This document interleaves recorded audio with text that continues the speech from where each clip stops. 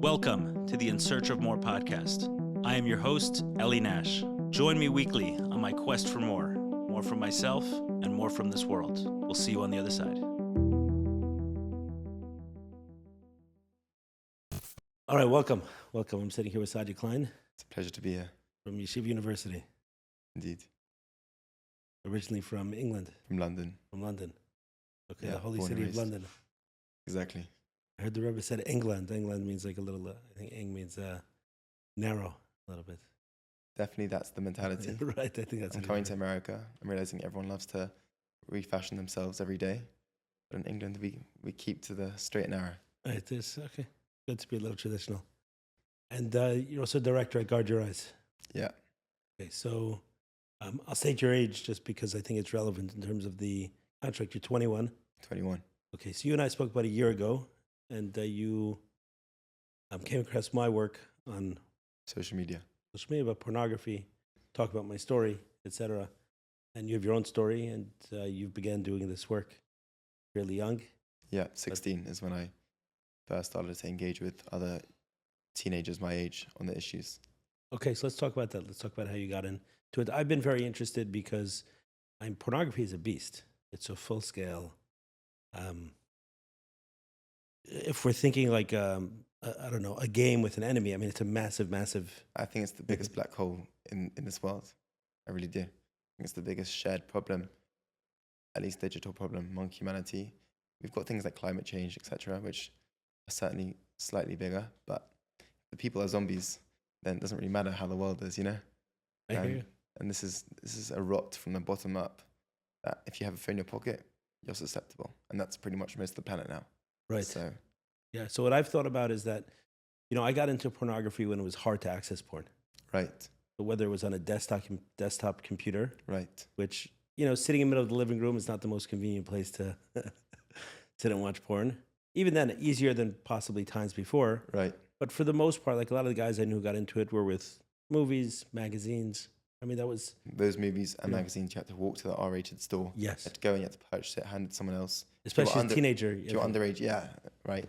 So certainly that was a very different experience to the present day. Yeah, and nevertheless, I and many of my friends, many of the people my age, got sucked into it. I can only imagine what it would be like if at 12 or 13 years old and I had the same insatiable appetite towards pornography and all I needed to do was go to the bathroom with my phone. Indeed, and I wish it was 12 or 13 years old, but, kids have screens younger and younger these days. I mean, my 5-year-old brother has an iPad and a tablet or whatever it is, like most other kids. Right. And, whilst I don't imagine that my 5-year-old brother is searching up X, Y, and Z, although he may do at 9, which is what our case was, innocent searches, which leads to, the internet has a quick algorithm to take you where it wants to take you. Right. But, you click on a cookie or you go on some website and change your life forever, Yes. So that was my scenario. You remember a couple of years ago, maybe my son was 3. Right. Driving him to school, and on the way there was a building we passed with a courtyard. Right. And there was a statue of a nude woman. Right. And just how many times as a 3-year-old, 4-year-old, he commented on this. Right. On the statue. Yeah. Right. So imagine on the internet. We're obsessed from our naked bodies from the time we're 2 or 3, So of course that curiosity is there. I mean, science says that sexual attraction begins in young children already. I think versus to their mother, etc. But that's definitely a reality. And the world is so sexualized. Everywhere you look, there's light pornography. So it's obviously going to catch people younger and younger. Okay, so talk to me about. I'm interested in your own journey and experience with it, and then into you helping people. Obviously, at a very young age, 16 years old, to start. So the journey goes as follows. When I was 8 years old, me and my brother were staying at our grandparents' home, and it was late at night, and we had a TV control, and we were flicking through the channels, and you get to a certain channel, it's like these cool hotline channels where it's essentially a topless woman, and that was the first time we were exposed to the fact that we have these bodies and we can use them in a particular sexual. You said you manner. and your brother. Me and my brother. So he was older, younger? He was 2 years older than me. 2 years older. Okay. That was the first time that happened. Okay, fine. Still had no understanding of what sex was. It was just about, you could see naked people, essentially. Right. Then Before you go, let's slow down a little bit. Do you remember anything about your feelings or thoughts that's 100%, related to that? 100%. It was this gushing hot sensation across my face. Like I just broken into a new dimension of the world. But I remember being absolutely enticed. I was 8 years old, but I was absolutely enticed. But again, like this was just like a topless woman. It was nothing more than that. So it was an immature, childish excitement. It wasn't like a strong sexual drive. But that was that. And then But it certainly left an impression. certainly had an impression. Certainly opened my mind to there's this whole world of adults that I don't really understand. And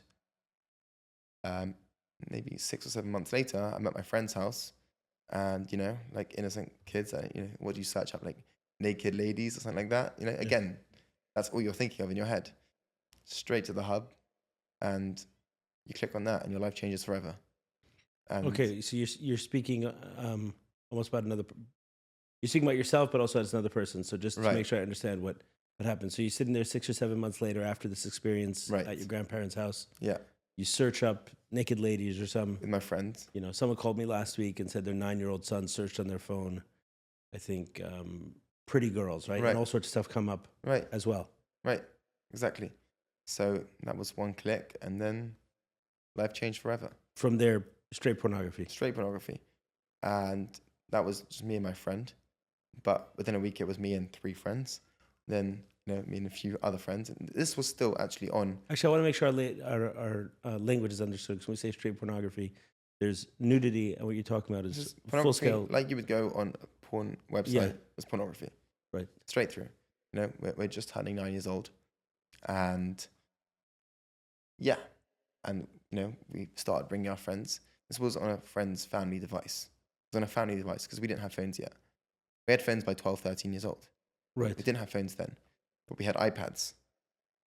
And once you have an iPad and you're on holiday, 12 years old, hours at night, So at that stage, it became regular. it became regular. So this is interesting for me because as a child, and I don't know if it was the friend group or the school that I'm in, when I watched pornography or my other friends got into it, I think it was a very solo experience. Like there was a certain amount of shame that was attached to it. I do remember there was one kid who came to school once with a deck of cards of porn stars. Really? And shared it around and shared it with others. But he was actually viewed as a little bit off by at least me and my friends and probably the school. So that wasn't the case. We were, bearing in mind, let's say we're talking about elementary school right now, we're a class of 30. So I had a group of 9, 10 friends who were very happy to quickly share this with each other. And yeah, we kept that going. And actually what I found out later on is that once 1 or 2 of those boys were exposed, I only found this out actually 2 or 3 years ago. Someone told to me, they went and told their social groups, and they were meeting up together to watch pornography too. Wow, so that's very different than my experience. But talk to me a little bit about the way you grew up religiously. So I grew up very frum. We were Chabad, and we're talking about like peeling every vegetable on Pesach, like even like the tomatoes. Talking about no books that had any form of any intimacy, not even like kissing in it. Otherwise, that was the end. So you of the went world. to Chabad schools growing up? I did not, but I went to a Haredi school. A Haredi school where, like if you had a television, like that's what they call it. Like if you have a television, you're not like in line with our school ethos, etc., etc. They were not pro-Israel. They weren't anti-Israel, but there was no mention of Israel. Yeah. It's like a Haredi school. Understood. I get it. Rebbes, black and white, etc., etc. That's how I grew up. Okay, what's that? So in this, when you're talking about your friends, you're talking about your friends group from a school like this. Exactly. 9, 10 kids getting together Exactly. at 12, 13 years old, Yeah. watching hardcore pornography. 10, 11, 12, yeah. And you think you're the anomaly in this? No. case? Not at all. Not at all. Meaning, throughout my teen years, I've engaged with lots of other then teenagers, speaking about their past experiences. Yeah, it's the same all around, really. We're talking about, by my estimations, over 85% of boys between the ages of 10 to 13 have been exposed to pornography, right? And we're talking about 30% of girls between ages of 10 to 14 being exposed to pornography, and then beyond that, like, And when you're using the word pornography in this concept, again, hardcore pornography. hardcore pornography. Like, Yes. I don't mean like, social media or hardcore pornography. You're not talking about a rated R scene on a movie. No, pornography. Pornography. And why wouldn't you? If you have this phone in your pocket, parents don't know anything because they just didn't grow up with this. It's one search away. Why wouldn't you go explore? Just as a thought, and then once you're in, boom. Okay, and when you say exposed to, are you referring to Either a friend showed it to them, or a sibling showed it to them, or they themselves stumbled across it, or they intentionally searched it up because they heard about it. Right, I get the exposed to one or two times. You're talking about something else. You're talking about as even before you were a teenager, you and friends getting together Yeah. to watch for several hours at a time hardcore pornography. Several hours at a time. I mean, I can remember one particular time, which was a sleepover, which was several hours. I wouldn't call it several hours. Again, at the start, it was on a desktop, Yes. or on a father's iPhone, which we happened to like get him to give us to us because we wanted to play a game or whatever it was, So you didn't have several hours at a time. Once you had your own device in your own bedroom, Yes. yeah. And when kids get their own devices is what? 12, 13, 14, say high school? I don't know. You tell me about your kids, but My oldest is 6, so right, they don't have a device yet. they don't have a device. So unfortunately, from my experience, kids are getting devices younger and younger. 7, 8, 6. They have an iPad for like when it's their time to watch movies. It's not in their bedroom the whole time necessarily. Right. Or sometimes it is. It's parents unfortunately are a bit too innocent because, like we said, this did not exist in the previous generation. Just didn't. It's crazy. Right. So you're saying, let's say the way you would raise your kids, right? Yeah. Because you've understood it, you've grown up as a child. I think the next generation is going to have a radically different experience to what my generation had, because we feel like the test bunnies. I know the millennials feel like they were also the test bunnies, and everyone thinks that. But look at the technological reality. We were the test bunnies, and we are going to have a big kickback. I can already see it among my friends, the way we speak. Our kids are going to. Then you never know, because AI, VR, these things are just rapidly growing. They're getting so interwoven into our lives and into our, the kids now are all competent in online schooling from like 6, 7 years old because of Corona. It's a different reality. Right. Who knows what will happen in 10 years' time? Okay, fascinating. So how did you eventually get out of this? This continued for... I didn't get out of it until I was 18, but I started speaking on it and helping people when I was 16. How does that work? So it works as, first you go through the, guilt and shame. And then you realize there's a real problem here. No one is helping us. No one's doing anything. I was always involved in a lot of leadership programs. I was always like the oldest in my year. I was very physically capable, etc., etc. So I had this like role among my friends. I started building these youth organizations just for other reasons. I built 2 schools. One of them still runs autonomously until today. It's pretty cool. I'm going to fly back there now for Pesach, and I'll sit in the back. It has its own rabbi and everything. I'll just smile, Oh, nice. It's phenomenal. Camps. I was involved in lots of different camps and etc., etc. So what did I do? First, I was just speaking, just speaking. This is the problem that we're all facing.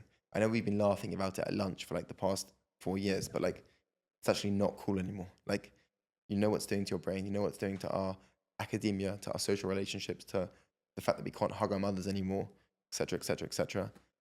And we got to do something, Okay, so at what point did you notice it was a problem for you? By 14. What did you notice?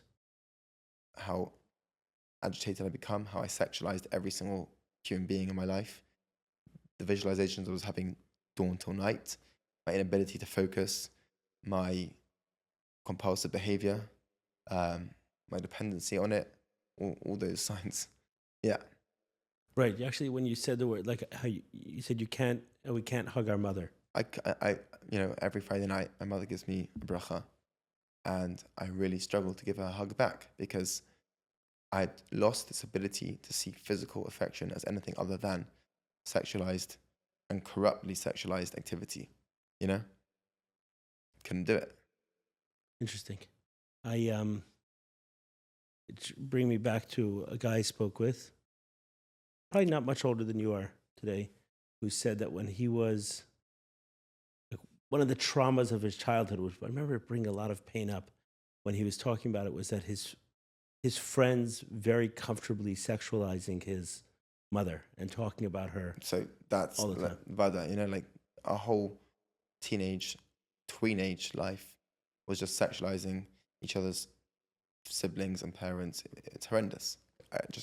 When I think back to like the language and the way we were speaking to each other at that age, it's so tragic. And I walk into schools now, I'm speaking in a lot of schools, and I just see it playing out without shame, even in front of the teachers, on the camps. It's horrendous, Yeah, this is the modern day epidemic.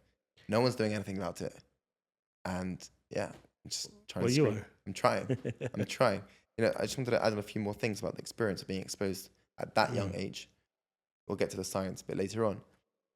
We saw porn before we knew what sex was, right? And once we saw what sex was, and we understood this was the world of adults, we looked at our parents who had never said anything, and our teachers who had never said anything, and we thought this is what they do every night. So we thought one of two things. We either became disgusted with our parents who, as religious kids, were always telling us, don't do this, etc., but now this must be what they're doing because this is the only thing that is. Or B, we thought we'd stumbled across this terrible secret that clearly none of the adults in our lives knew about because we never heard anything, and now we can't talk about it. So we're like imagine you're like a 9-10-year-old boy going to school every day, having your multiplication classes or whatever it is, and this is what's in your head. Can't say anything. And then years later, once we were already long addicted at 15, 16, we start to hear fluffy lectures around the subject. Boys, in this Inyan of Arias, in this Takufa of our lives, we really need to machazek ourselves. I'm not trying to make fun. Right, I understand. I want to cry. That's horrendous. That is the counterbalance that we are facing. Hours of hardcore pornography, where a 10-year-old can see in an hour more than the richest king could see in 5 of his lifetimes, versus that. What's going to happen? Laid out like that, it's very clear. Now what's going to happen, what's happening. Precisely. Yeah. Right. I want to make sure that I understand what you're saying. So you're connecting the sexualization, let's say, of amongst your friends or this age group now, Yeah. to pornography, meaning the way they're comfortably sexualizing siblings, parents. Like the experience I shared, I never heard that before of someone. It's always interesting. What are the traumas someone walks into adulthood with? Right. And what struck me about this guy, he was going through a lot, was that when he spoke about this, the way his friends sexualized his mother and then all sorts of shame that got attached to it, it was one of the more painful memories from his life was this period where his mother was heavily sexualized by his friends, nonstop comments about it. You're saying, A, this is commonplace, and B, you're drawing a straight line between that and heavy use of pornography. Yeah. And about this traumatic experience, the soul, the neshama, is traumatized by this. I think I heard someone once say that on a scientific basis, that being exposed to pornography at that young age, unwillingly, has the same traumatic impact as being molested. And because your innocence is ruptured so violently. And what I'm saying is that despite that fact being true, we're in a world now where there's no shame about it in that respect because people are confidently and happily sharing it with their friends.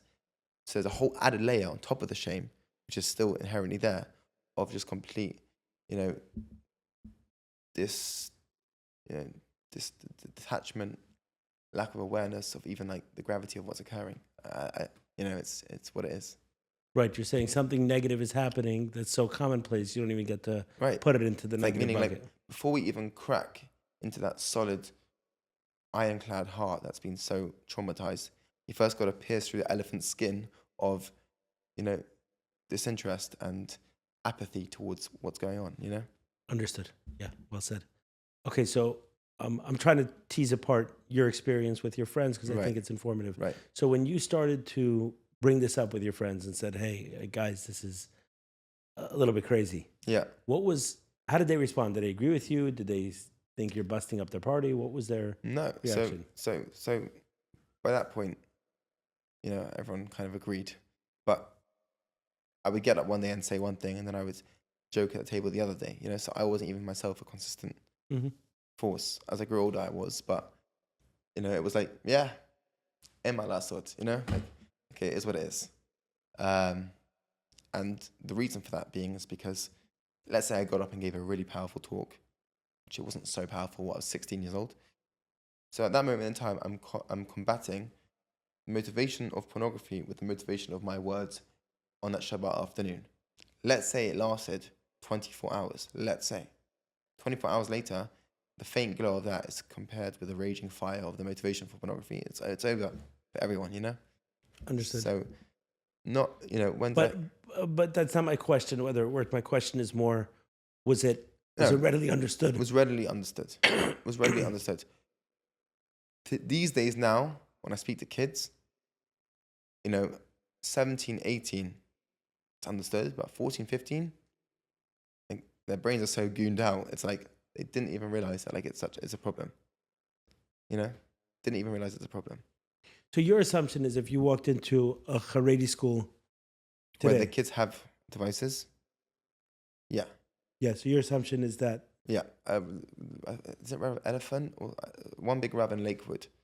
Is it Rav Elephant? I'm not sure who he is. Sure. But my Rav Yaakov, the founder, went to him and said, "What percentage of the founder of GYE? Yeah. What percentage of the Balabatim here do you think are struggling with this issue, or, you know, the teens?" And he went, "Let me think about it. 100%." You know, that was his words. So if it's 100%, if it's 95%, or if it's 85%, and I promise you that is a very, very, very strong underscore. Not underscore. Underestimation.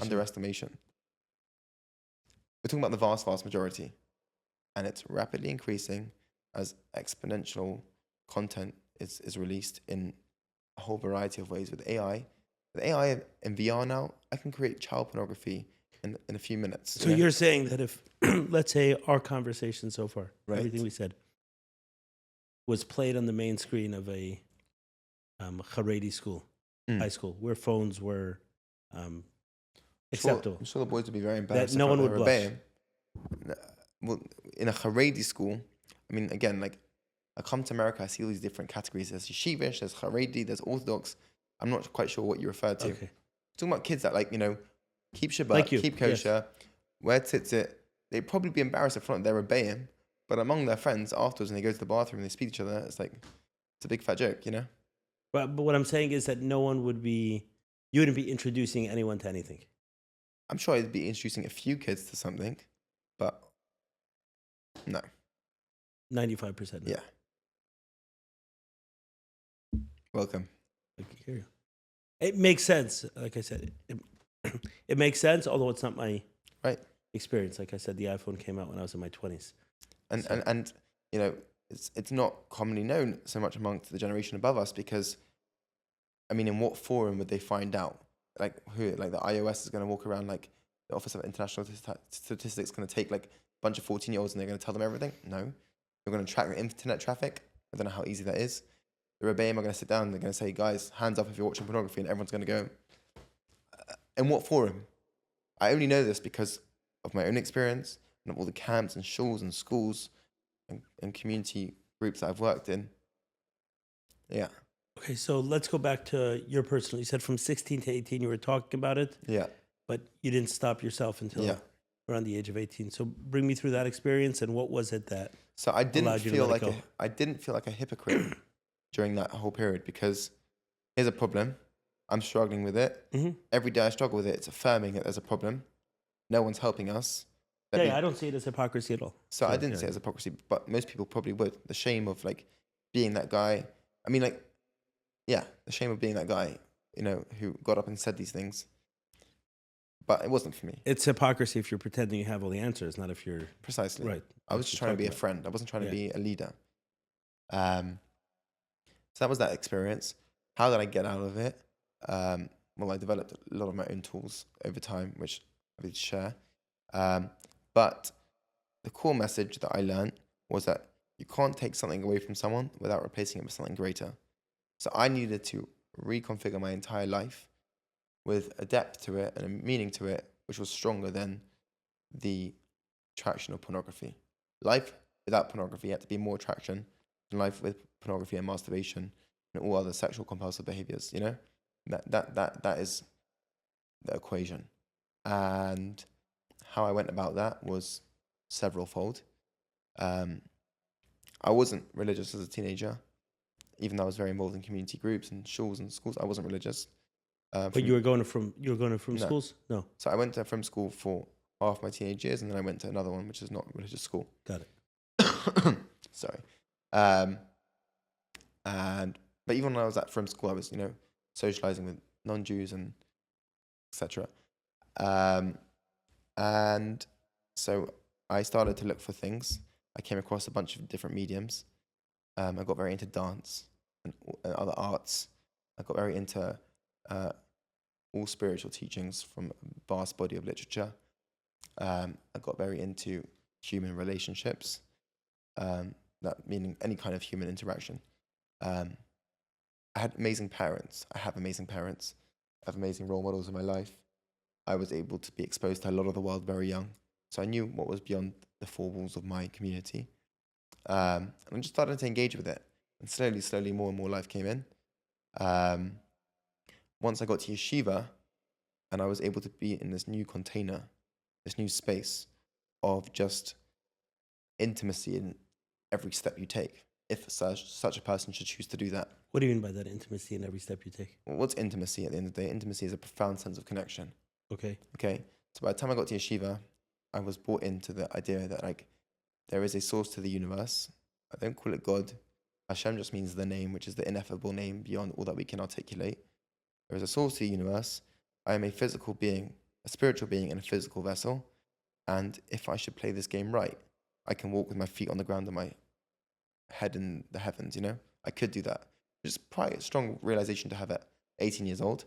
But like I said, I had great role models in my life. And yeshiva was that. We were in Bet Shemesh and a yeshiva called Reshit.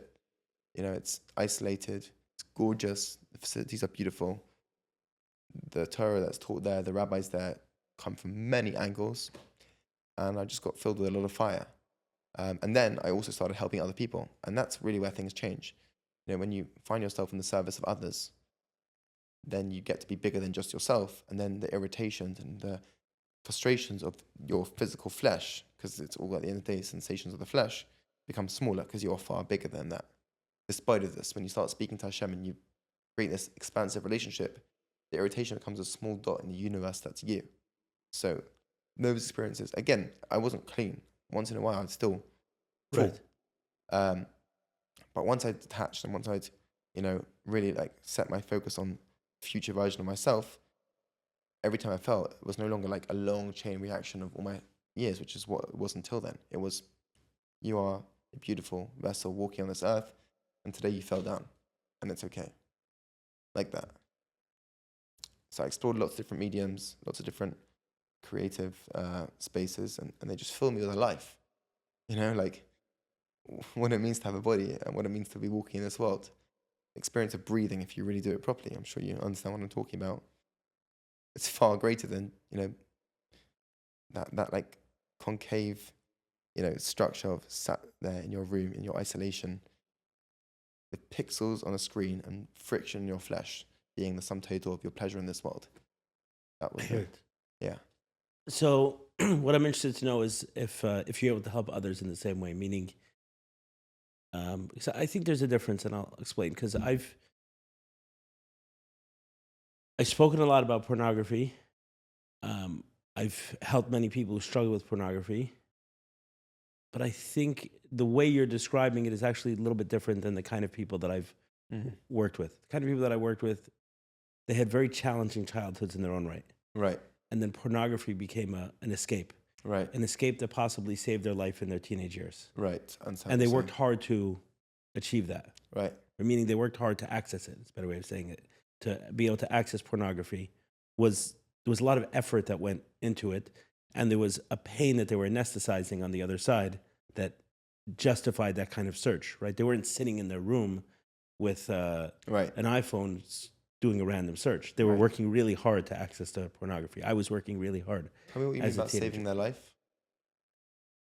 So if there was other pain going on for Right. them, whatever it was, they were depressed, they were suicidal, they were completely disconnected from friends, they felt like an outcast, they were, I don't know, their parents were divorced and there was all sorts of turmoil there. They were Right. sexually abused multiple times, physically or psychologically abused, whatever it was that they went through.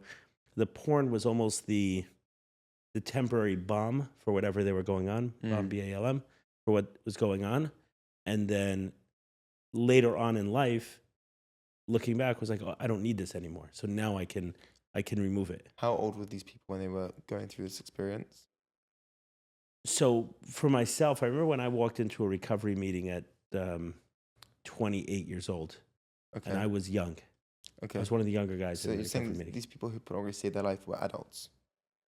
I'm talking people my age. Right. Yeah, the people that I've worked with, So helped with pornography, I would say that their lives were very difficult before pornography. Pornography temporarily right. numbed some of the pain.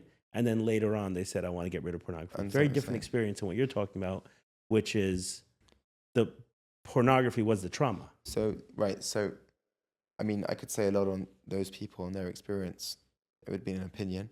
But what I can say factually is that for a young child whose neuroplasticity is very, very malleable and their whole psyche can be reconfigured by these forces and it invades every element of their entire physical and spiritual and emotional being, right? There is no savior that pornography is granting them. It is degrading and downgrading their biological being, let alone their emotional being, by the day, over and over again. It does in fact trigger momentary stimulation, but that in fact is a increasing need for stimulation, decreasing feeling of satisfaction over and over again. And But what did you hear me say that riled you up? the idea that this could in any format be a tool for support. Oh. So first, I'm talking about the facts as they are, right? So let's suppose someone was starving of hunger, Right. right? And they, the only thing they had to eat was Mike and Ike's. So they ate that in order to, you know. I imagine that order like to stay eating alive. Mike and Ike's for 3 or 4 days would kill you. What? Probably. I imagine actually eating Mike and Ike's for 3 or 4 days only would kill you. Or whatever it is, 10 days, just that. Maybe yeah, maybe no. But what I'm saying is that it's a qualitatively different experience, right? Someone who's, I'm not saying it's an ideal lifeline. Of course not. The ideal lifeline would be if someone's sexually abused as a child, Right. right? What would the ideal lifeline be? Right. To go to the adults in their life, share it with them, and then get any support that's needed and move on. Okay? But let's say that's not available to them. I understand. I'm not saying they should go to pornography. I'm talking about how the relationship developed with. I totally appreciate with- that. And I'm right, even with saying that pornography. as an adult, I can see how that may be the case, And I can see how, as an adult brain, that could, in fact, to a certain degree, be a method of support in the short term, even if it will require some work afterwards to get over it. I can see that, Right. I'm not saying for a second that adults watching pornography is not detrimental to their physical health. Let Oh alone no, I'm anything not else. talking about adults watching pornography. So, I'm but talking what about I say for sure is for children, that equation doesn't exist for even a week. That's not it. It can't be a method of support. That's what I'm saying. right. Okay, so let's go back a little in the conversation. So I'm talking about. I was drawing a distinction between the kind of people it sounds like you helped and the kind of people that I've helped Right. in this regard. So the kind of people that I've helped are people who stumbled upon pornography the way I did, for the most part, right? And obviously now I often talk to people who are younger, but I've been doing this, let's say, for 10, 12 years. And most of the people who I've worked with are people who share a similar story to mine. Right. And that story is one of childhood trauma, Right. independent of the pornography, just childhood trauma. Remember, we're going back to, let's say, the 1990s. Okay, so at that point in time, even if you wanted to access pornography, it's dial-up, right? That you go search an image and it's coming out slowly. That was my experience of pornography. Insane. What I did was I would. Some people I heard they would print out these pictures, right? So they had it, or in my case, I would save it on hidden folders in the computer. Brilliant. Right. That way I'd be able to access it later. But this took a lot of work. And now if I was on a different computer, I all of a sudden didn't have my stash. So there was the difference between pornography, between pornography in the 1990s and 1970s is one you had a digital stash and one you had a physical stash, but it was still a stash, Right. right? I mean, it wasn't. Now you don't need a stash. Right. You just need an internet I connection. want you to appreciate the difference between how you're describing your scenario with pornography was, how I'm describing mine in terms of accessibility. Yes. And just understand that that difference will multiply itself every year and a half these days. The same disparity between every year and a half moving forward with AI and VR is Right. happening again and again and again and again. Right. So you're saying that a 14, 15-year-old today That's what Has- 15-year-old is going to be has exposed a qualitatively different experience than you had. Even then, yeah. Yes. One such example Yes. is that when I was 13, 14, such a thing like OnlyFans was not that common. What does that mean? The whole of social media, which again, Instagram, TikTok did not even exist yet, but Instagram, Snapchat, and those sort of things were only just picking up when I was 13, 14 years old, right? And now, and so you didn't have all these like very, very famous people that everyone followed. Today, teens are following influencers, there's millions of them, who speak to them like we're speaking right now all day long, and then they say, and here's a link at the end, now go watch, you can watch me have sex, you know, and do all Right. these sort of things. And it's like, it's a whole different level of innocence being ruptured, because it's like, now you get to like interact with me and see me like speak about like science, and like I'm a teacher in school every day, or I'm a nurse, or I'm all these sort of things. Here's my regular day. Right. Get There's to a know me, personal. and yeah. Yeah. And now let's get to VR, and let's get to AI, and the fact that I can create anything now. And yeah, I mean, Right. You're dragging someone into a complete virtual world. it's different. Right. Okay. So just back to the point I was making. So in my case, as I was helping myself, what became very important was not to stop at the pornography, but actually to go back further into the childhood trauma, look Right. at any of those effects. Why did I start Right. looking at pornography? It was to soothe some of this pain, Right. see how that's not the correct or a healthy way to do it, and there are other ways to get it. So let's say there was trust that was ruptured, and there's a desperate need for connection, Right. and the best someone can get is this false connection that pornography offers. Right. So the healing is real connection, which is the gateway to that is building trust. Right. So very often in fellowships and communities is a deep level of trust that's created, and that acts as a counterbalance. So now Right. what you're talking about is something very different. Right. So what you're talking about is kids who otherwise had a good childhood, But that's the trauma. and the trauma itself is the pornography, which makes sense a lot what you're saying about someone who doesn't even know about sex and views pornography. It's as if they're sexually abused, because one way I've understood sexual abuse, instead of saying the words was I sexually abused, they say was my sexuality abused. Right. And when you put it that way, it opens up a whole different way of looking at it. It's, yeah, an 8-year-old who all of a sudden is introduced to this very, very graphic, hardcore pornography world with even maybe one-time access, but certainly with regular access. Yeah, their whole definition of Absolutely. sexuality is abused. It's ruptured. Absolutely. And I'll make one or two other caveats on this, which is that there are plenty of kids who have had traumatic childhoods. You know, I had significant trauma in my childhood, outside of this, and of course that stays with them, and then this fills up that void, and then it's a whole different level of addiction and attachment. Even though the pornography in its own right is enough of a trauma, Yes. that still exists. Think about how many kids must be growing up in, traumatic homes. Yeah, of course. So that's one thing. And the other thing is that today's day and age, I mean, the world itself, just to live in this world, how detached it is from reality is so traumatic in itself.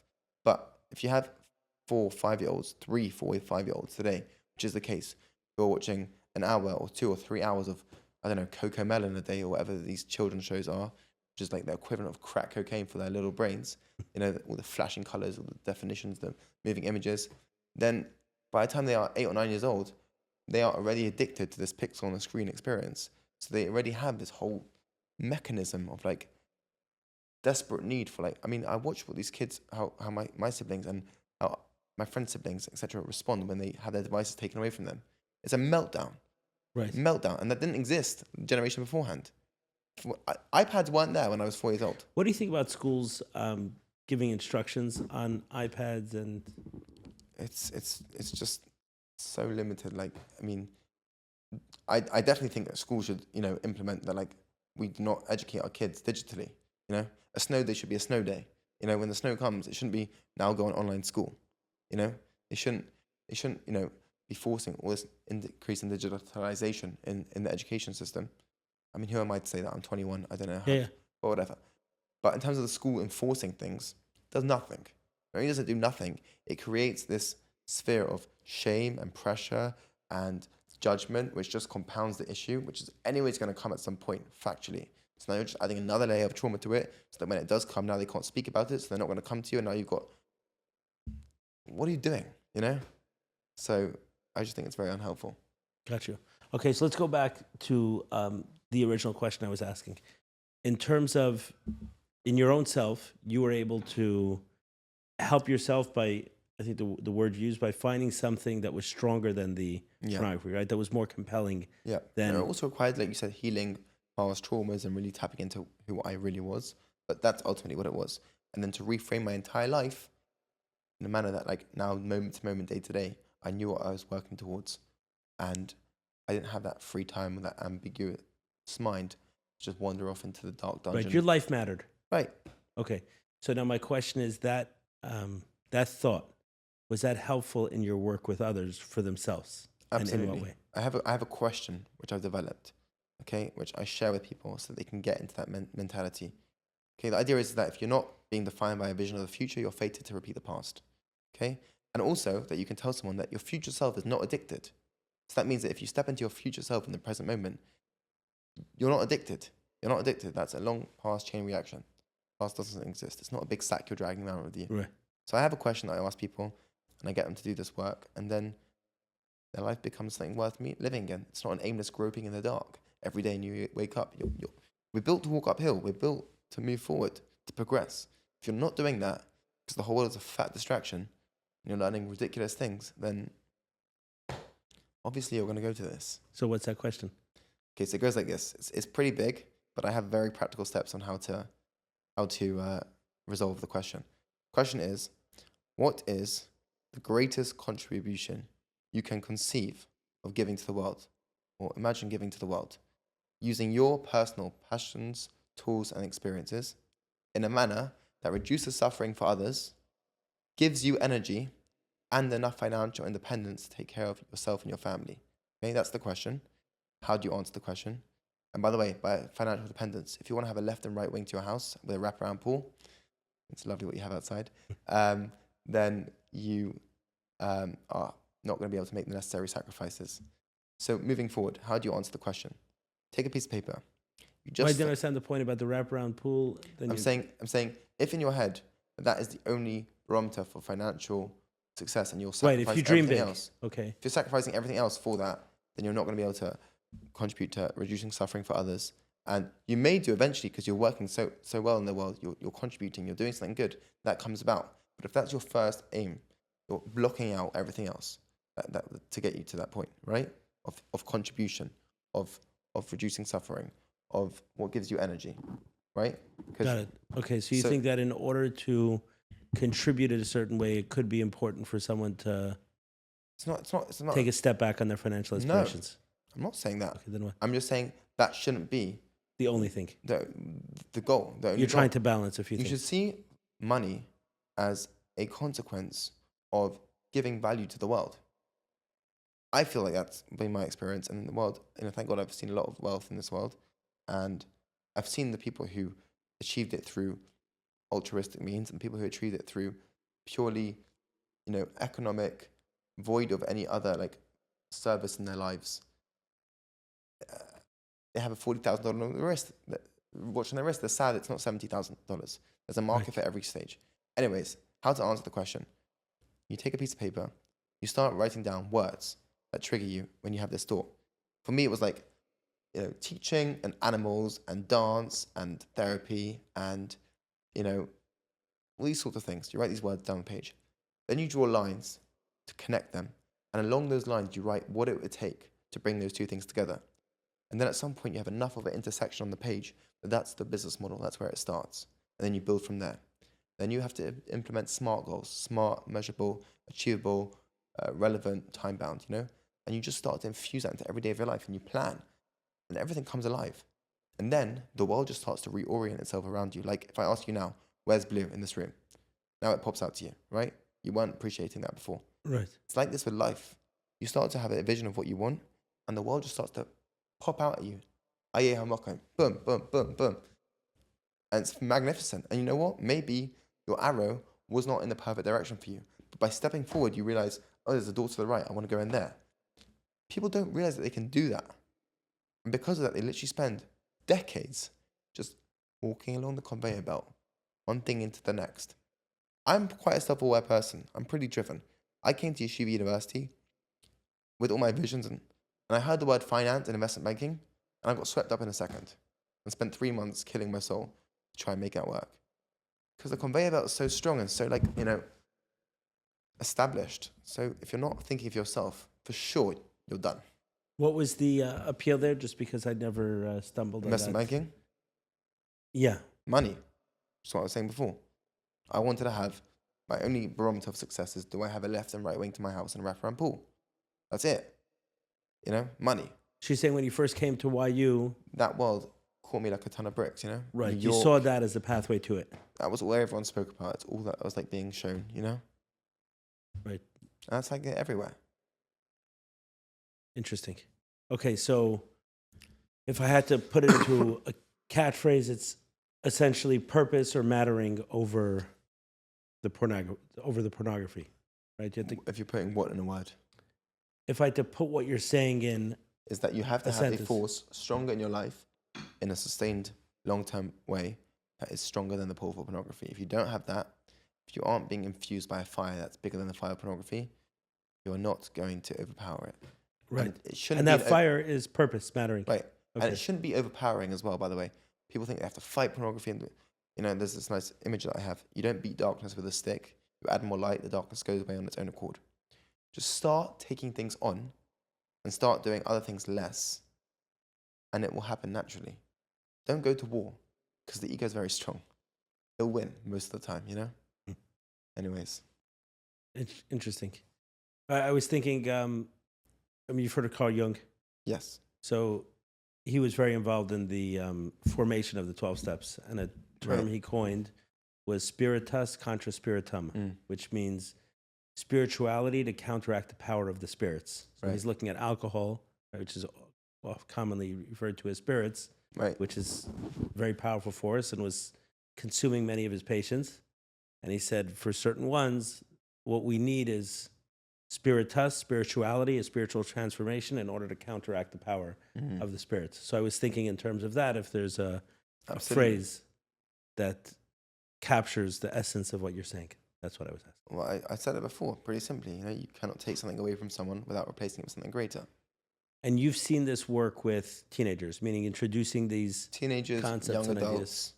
The people who I've worked with are mainly between the ages of I ran lots of children's camps and things as well, but in this area, talking about 13 until about 24. That's the period that I feel confident to go and speak to adults, but I've seen a lot of backlash from adults, in their 40s, 50s, 60s. They first of all look at me as, who's this 21-year-old showing up, telling us what's good and not good for us. And second of all, they have all this, baggage and years of repeated habits. I'd much rather go straight to the youth, the teens that are already waiting for it and need it now, than have to deal with all of that at the same time. I'm open to it. I'm happy to speak to anyone, wherever.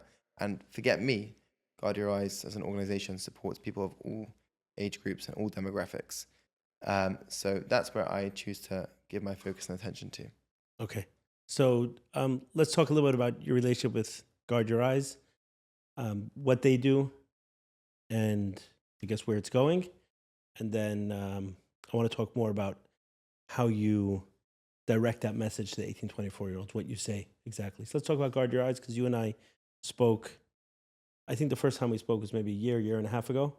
And I know I wanted to have you on your on the podcast. I knew that it was important for me. I wanted to know more. And by extension, I think the people who are curious about the things I'm curious would want to know more about the differences between pornography as it relates to 40-year-olds like myself, late 30s, 40s, that demographic. Right. And then what the youth are dealing with now, because like we said, it's a completely different animal. Right.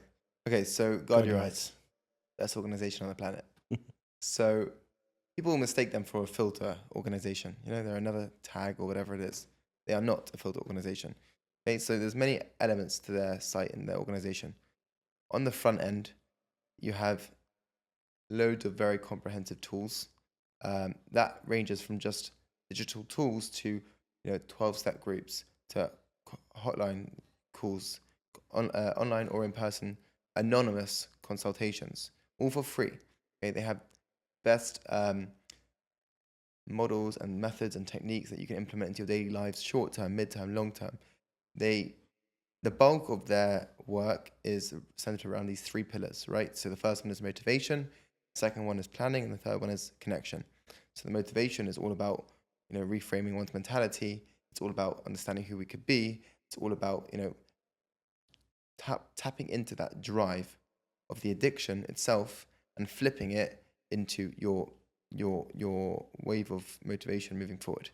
Step 1, and they have loads of comprehensive tools for that.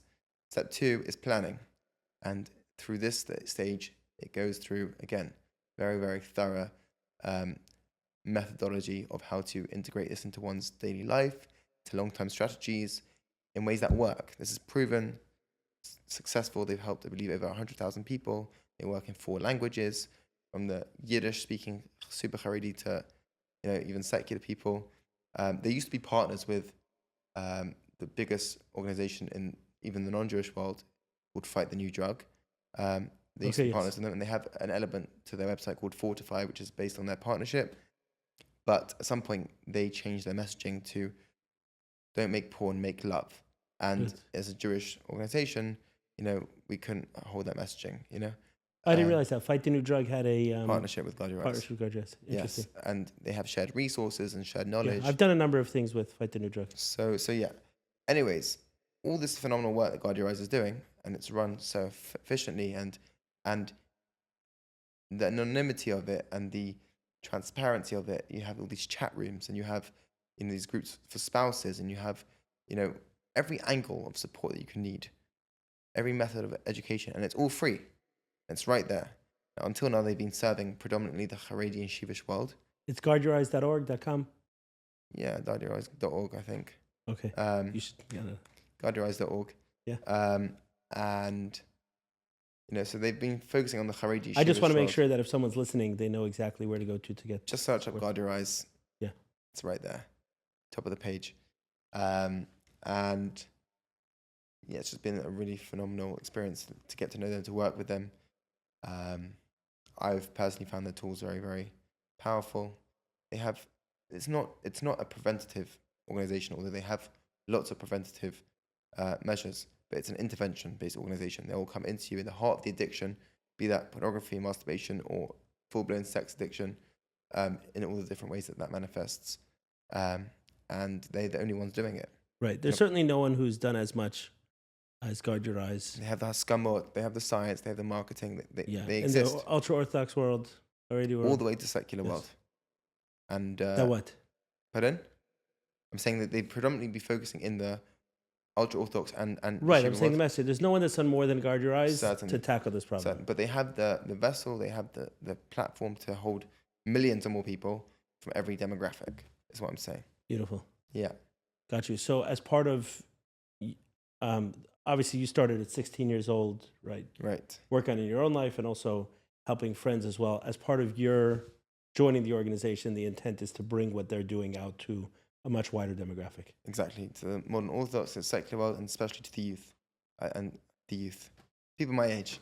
I've been speaking in lots of schools so far. It's just starting, but we're going to roll out and just keep surfing that wave. Schools, shuls, camps. My intention is to go, globally, but let's just go through the states. By region, identify every school, every shul, every camp, every institution, everything, and just get in there and start providing our programming. It's needed, and everyone knows it's needed. I can't begin to tell you the receptivity. I message or email school. It's not send us your details and let us get back to you in a month, and we're not sure because it's just yes. When can you come? That's what I'm experiencing. Doesn't matter. Yes, when can you come? I just tell them I work for Guard Your Eyes. They don't even check the credentials because they just know how important and significant this is. The school knows. So that's what I've been doing, and it's been great. Awesome. Yeah. I mean, I think a lot of people know the name Guard Your Eyes. Yeah. Definitely. I've always associated with more on the more from side. Right. So I'm glad that in terms of the tools are applicable Universal. across. Right. And it's their universal. language is ever expanding. And, you can have different language for different people. I did want to highlight one thing you said, support groups for partners of people who are abused, because that's important. They have that too, yes. Not for partners of people who are addicted, because that's super complex. Laura Boschkin and I did a podcast specifically for that purpose, was that I was receiving a number of phone calls from spouses Right. of those getting into recovery or beginning to address the problem. And it shakes the world of a spouse, because oftentimes they know there's something wrong, but either they don't know what's happening or they don't know the extent. And as soon as the partner starts healing, one of the things that they're told is honesty is going to heal you. Right? Yeah. The truth will set you free. Yeah. And that honesty becomes a bomb on the partner's Right. world. So Guard Your Eyes offers a support group. Exactly.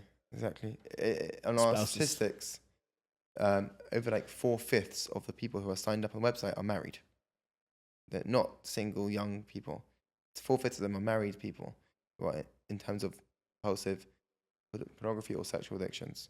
Right. Yeah. What do you make of that statistic? Well, primarily they haven't been able to access the teen world, but the statistic doesn't shock me. Meaning, the statistic just shows that this is very prevalent in married couples, and that I think in my generation there is this belief that once you get married, these things go away. Yes. Not at all. Not at all. In fact, they get far worse as a product of what you did before you were married. Right? So now you're married, and like I said before, you've been having this self-soothing, always accessible, guaranteed source of release without the presence of another for years and years on end. Your brain has taken that screenshot of all those core chemicals so many times that it has biologically fallen in love with itself. Right? So that screenshot of hand, phone, and bathroom is now your unconscious vision of what it means to have intimacy. So now you get to marriage, and now you've got to do hard work. You've got to refine yourself. You've got stresses. You've got bills to pay. You've got all the other conditions of marriage, which are not that. Your brain screams at you, why are we doing this? I know a far easier way.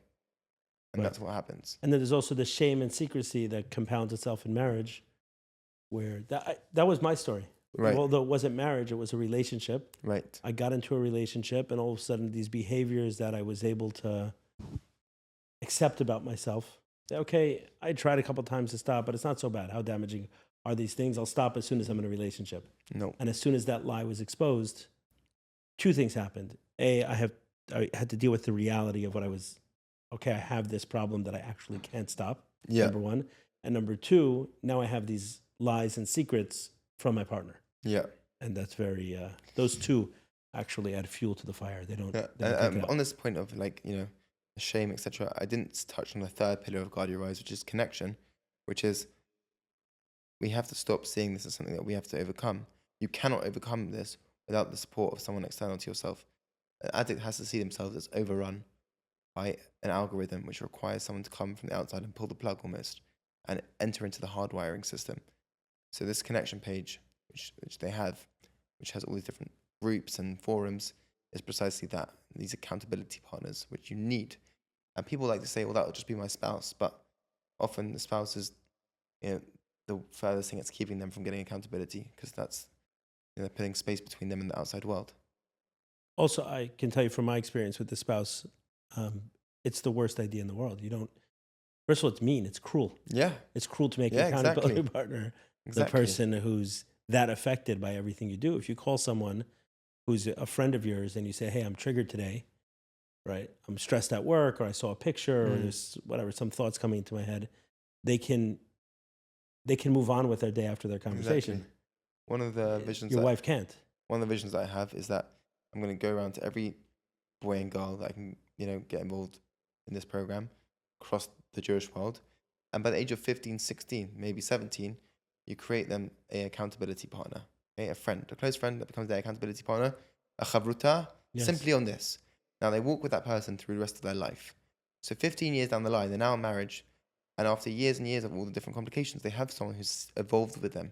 They can go to speak about these things, rather than 15 years worth of compounding just so much trauma and baggage, you wouldn't even know where to start. You can't go to a therapist and unpack it. First, it's going to cost you like all your savings. And secondly, it's just going to take forever to get down to the root. But then you have this friend who was there since he was 17.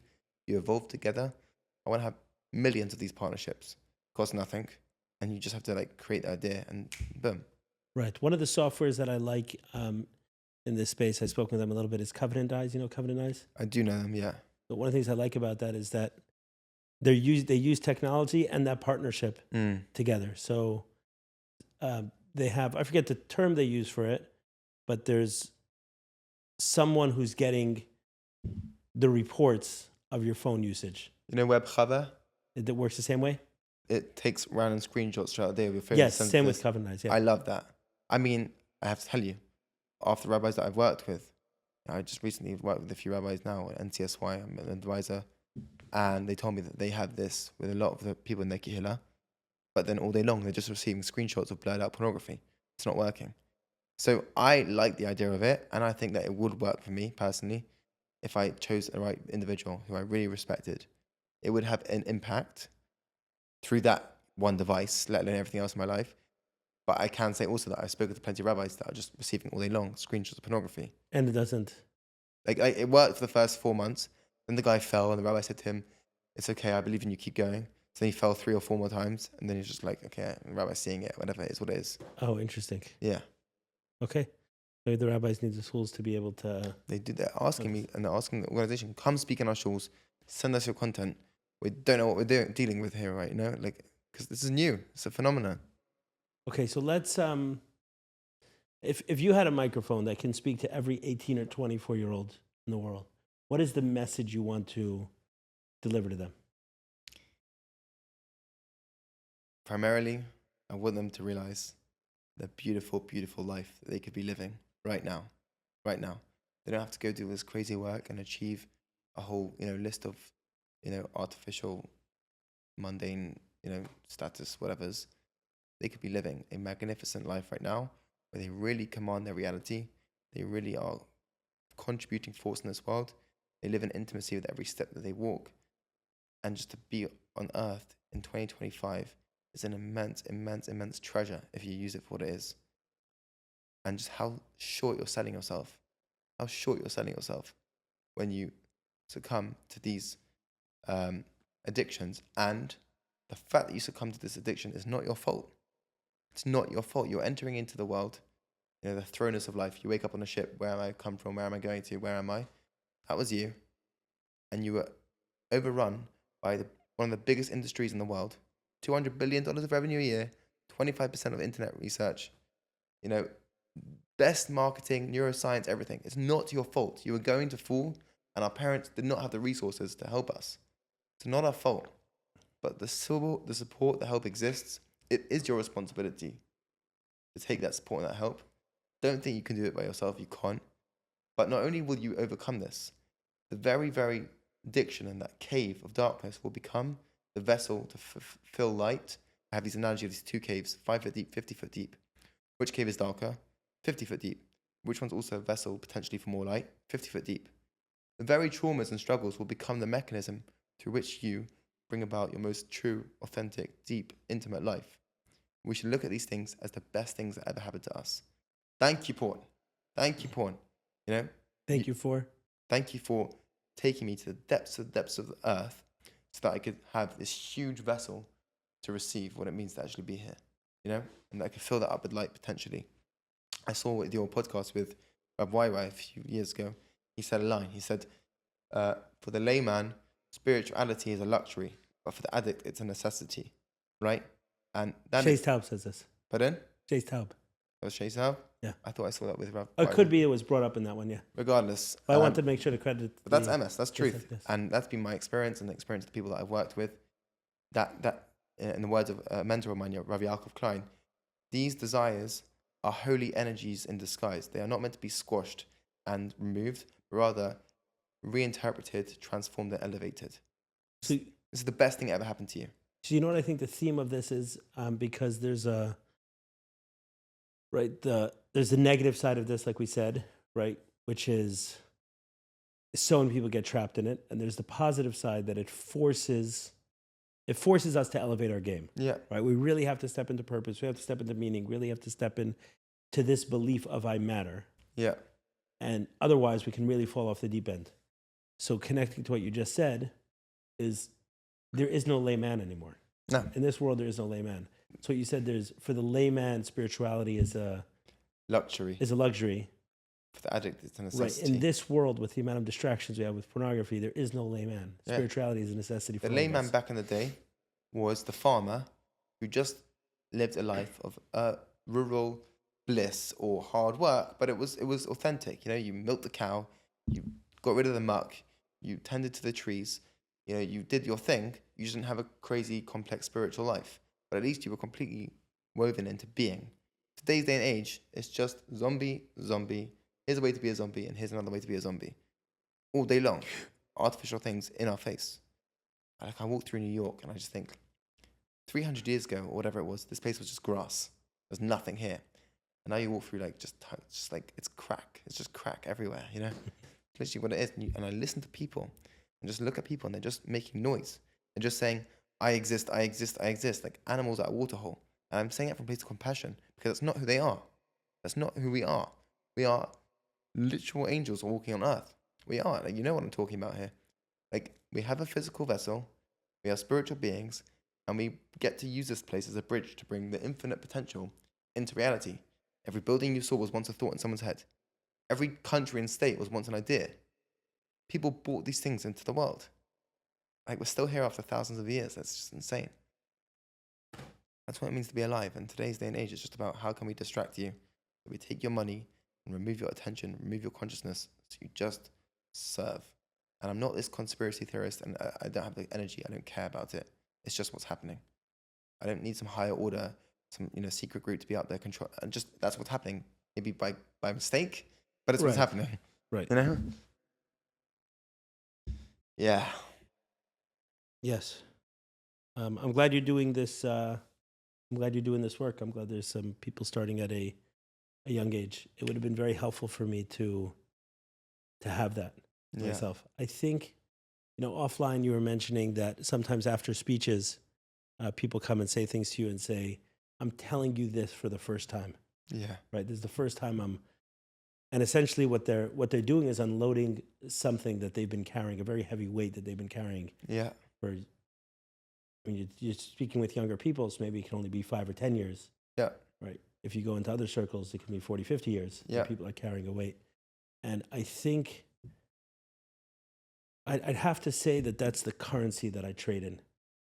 The currency that I trade in is those acknowledgments that something I said has enabled someone to feel safe enough to say, okay, I can unload Big time. this.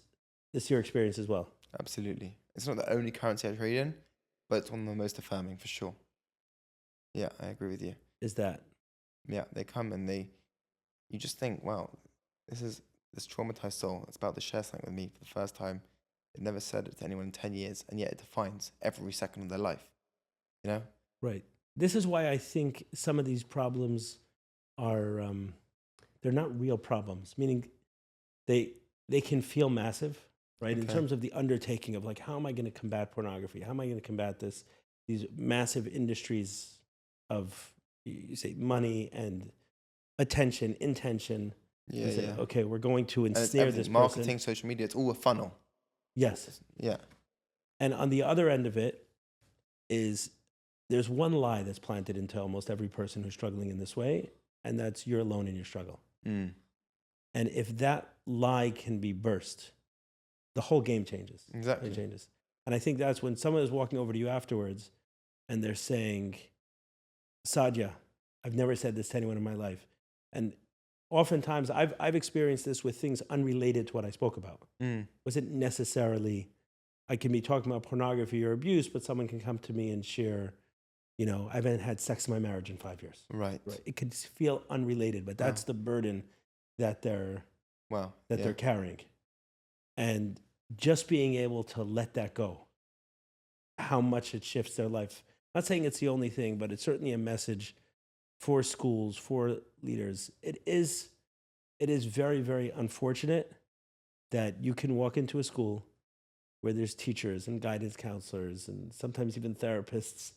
And somehow you speaking can be the first time they felt that level of safety. It's tragic, you know. And in yeshiva, I ran these groups, you know, 30 or so, 30, 40 boys every single week, once or twice a week. We did group meditations together and we spoke together. And people were revealing things for the first time. They were crying and shaking. And it was just like, oh my goodness me, like people are carrying so much with them for years and years on end. And I'm so grateful that I got them when they were 20 or 18. Imagine if they were 38 or 58, what that must be doing to their reactions, to their family, to their world, to their jobs, to their everything. It's just, people are suffering, you know? People are suffering. And all it takes is just a bit of compassion. I'm not an expert. Like, I haven't got a psychology degree. I haven't, you know, I've got a lot of empirical experience, okay? But I've watched people's shoulders sink 3 inches for the first time in their lives just by being shown a little bit of compassion, a little bit of love. Yes.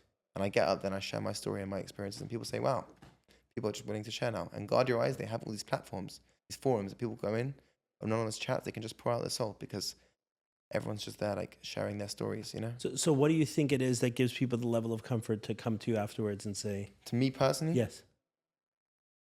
I don't want to, you know, speak in ambiguous terms, but through my life experiences, through the development of my language and my I guess demeanor, whatever you want to call it, I think I create an inviting space for people. When I get up in front of them, I show them vulnerability. You know, I am of their age, I'm of their experiences. I make minimum boundaries between me and the people that I'm speaking to.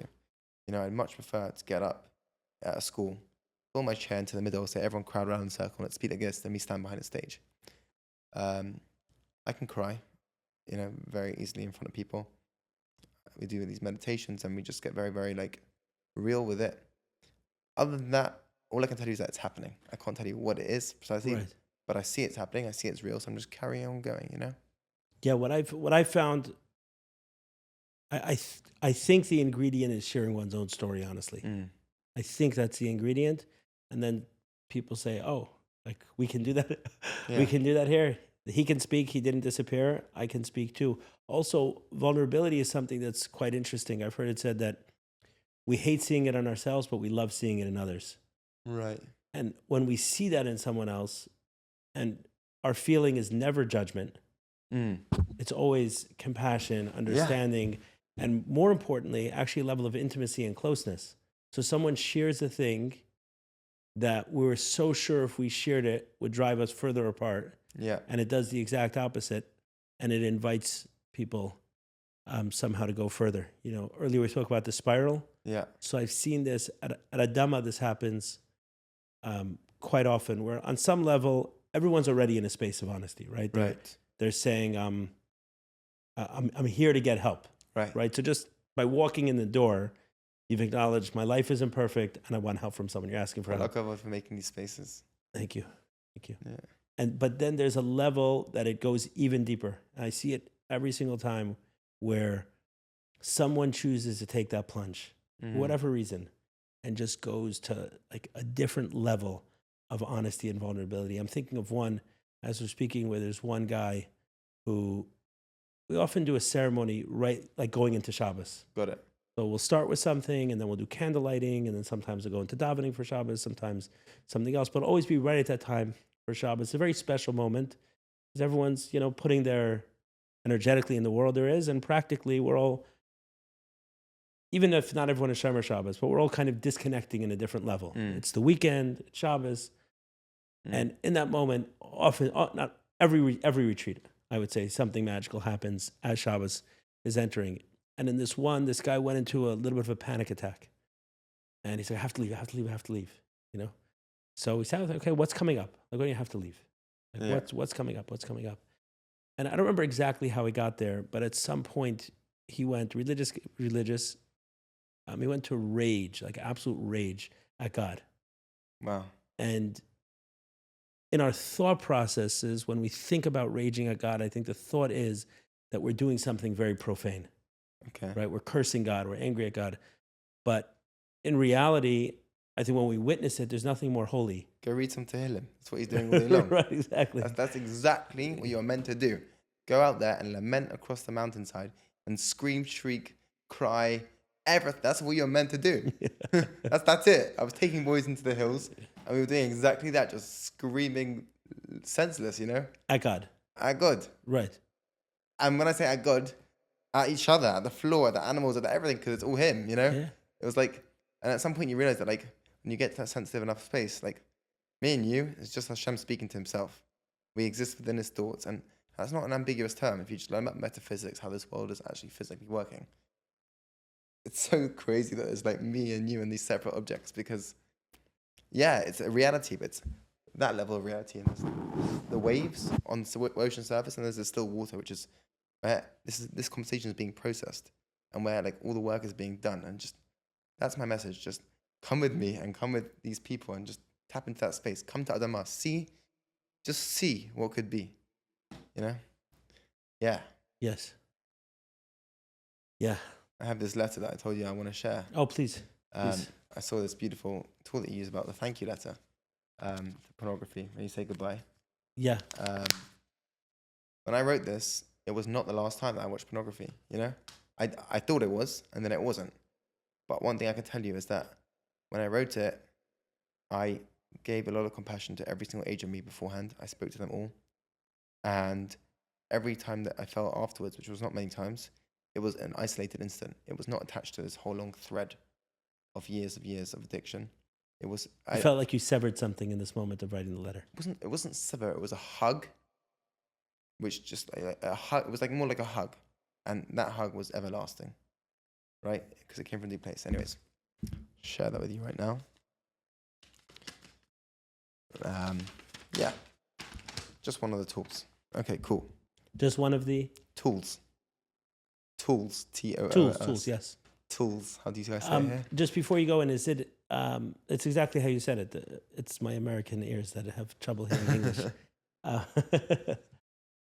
This tool you stumbled across through your own No, it was work, through or you. you heard it from? I heard it from you, and I've been using it ever since, helping other people.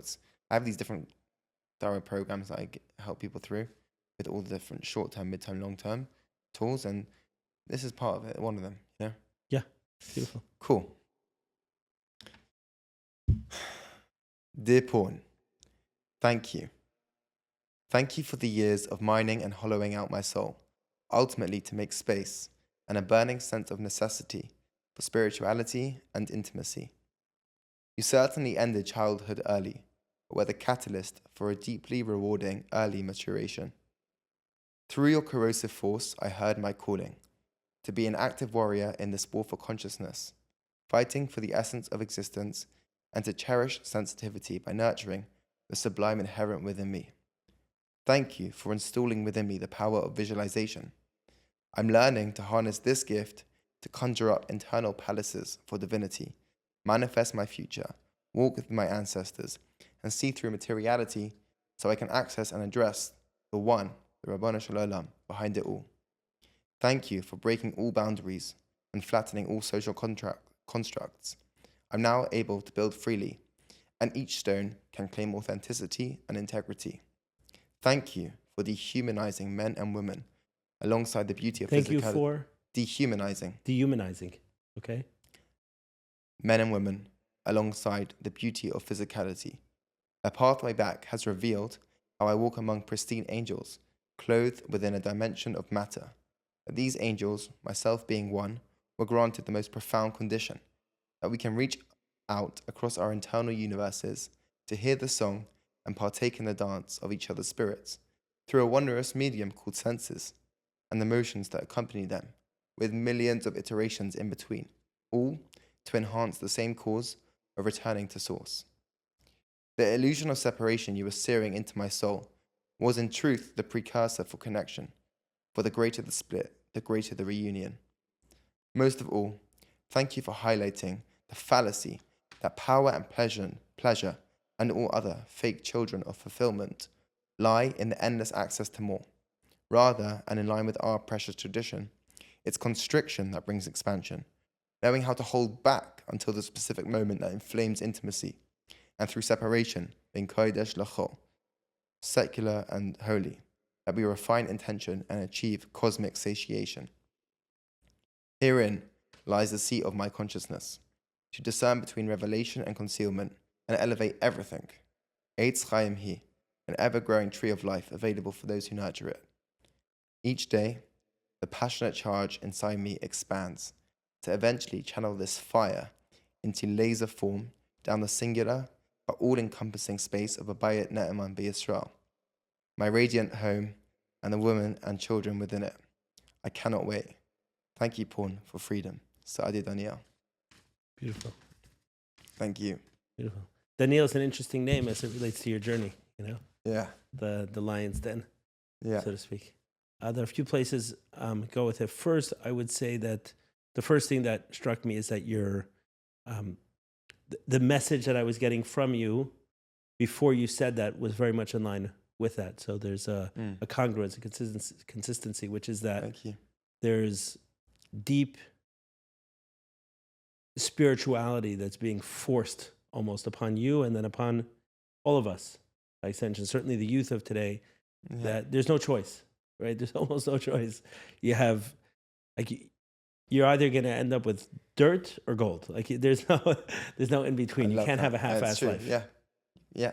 And there's something beautiful in that. There's something enriching. It's scary, but it's holy at the same time. Second, if you can pull it out, the word sensitivity. Yeah. Can you just...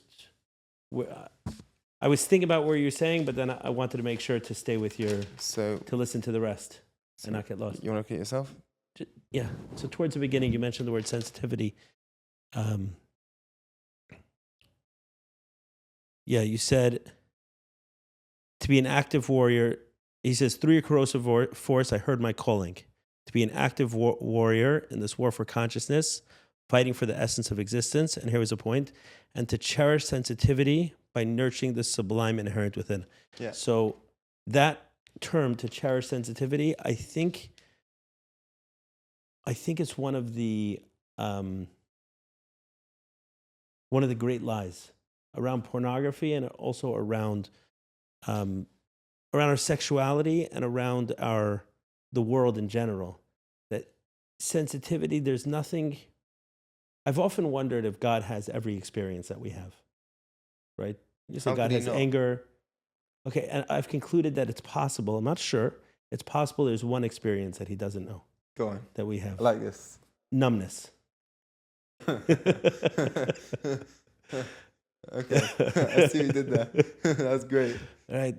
There's something about being desensitized that just doesn't feel, it feels like, when I thought of this idea, that it's like, for God to be numb, like, what does that mean? Like, what would that mean? It's like, it almost feels like the exact opposite of godliness. Right. To live in any way, the essence of... That's how we were created. Like, I really believe that people can be stimulated to the highest form of climax at the edge of their fingertips. Or nothing. Or nothing. Yeah. Right. Breath. So there's energetic orgasms. There's a whole world around... and that's not some far-fetched thing. You could have that very quickly if you just learn to really refine yourself. I felt like as a teenager, the kind of like a messaging amongst friends or a young adult was, it's cooler to be somewhat desensitized sexually. Like if a guy got turned on too quickly, or, you know, or even like the idea that someone maybe orgasmed too quickly, like this whole idea, the suggestion that they're, or let's say looking at someone, right? Like that idea, like they can walk around naked, but if we look, then it's too big a deal. I'm not following. I had a friend who was shamed, maybe this I'll give it graphically. I had a friend who was shamed very heavily as a teenager because he was making out with a girl, and during it he climaxed. Okay. And he shared it with a friend who, for whatever reason, shared it with others, and he was shamed mercilessly about this idea. And there's something about it that's beautiful in there, right? There's such extreme sensitivity to touch. There's something like looking back as an adult at that same story, right? The fact that we made fun of a 16, 17-year-old kid for this is insane.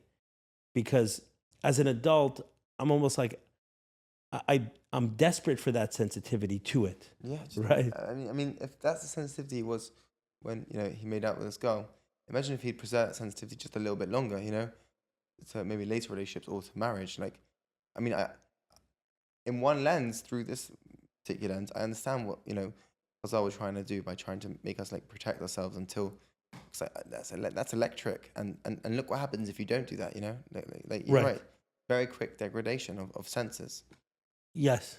Yes. I think that as with pornography, one of the benefits of getting rid of pornography, or one of the damaging things that happens, is we become increasingly desensitized. So we need more and more graphic imagery, the type of content we're watching, or sometimes you have porn-induced erectile dysfunction. So I want to speak about that actually. Yeah, where people can't even, in a relationship with an actual person, they can't have an erection because of the fact that porn has desensitized them so much. So when you spoke about that, to cherish sensitivity, I was thinking how important it is, not only how it's a sign of health, it's a sign of godliness. That's why I said that God doesn't experience numbness, if I can. I like that. Say, if I can be so bold as to describe something. And the last point is that it extends beyond, sexuality. That actually sensitivity is a sign of health, not the opposite. Of what it really means to be human. Yes. Essentially, we have such sensitive vessels. Like, we put so much rubbish in our body, and our clothes, whatever. I'm not getting into that whole figure right now, but yes, the answer is yes. Just because you mentioned it, I want to speak about that erectile dysfunction thing, which is that what you have today, for the first time, again, because of the generation divide, is you have from boys, let's say, who have been watching pornography since they were, young teenagers. So they've become what's called a voyeur, which is that they have learned that sexual intimacy is experienced by observing two other people. They are here in their own confines, and that's the scenario. What happens? So now it's the first night of their marriage. They've never actually had sex before, and the first night it's meant to be this arena of magical intimacy, and they've got erectile dysfunction because they've never had that experience of being in the presence of another. Their brain's addicted to pixels on a screen, not a real situation. Right. And that's how marriages are starting. Like, imagine that being the start to your marriage. Like, that is trauma beyond trauma. So the girl's, let's call it, the girl in this scenario is, freaking out. He's freaking out. He's not going to say, oh yeah, it's because I've got a porn addiction. He may not even know that's what the situation is. And that's how it starts. Shabbat brachas the next day. Like, I'm hearing about this more and more from the rabbis I'm working with. And it's only happening now because, like I said, the neuroplasticity on teenagers has such a profound impact. With adults, it's less so. It can still happen with such, pervasive use, but this is becoming frequent, and I just want to save these marriages.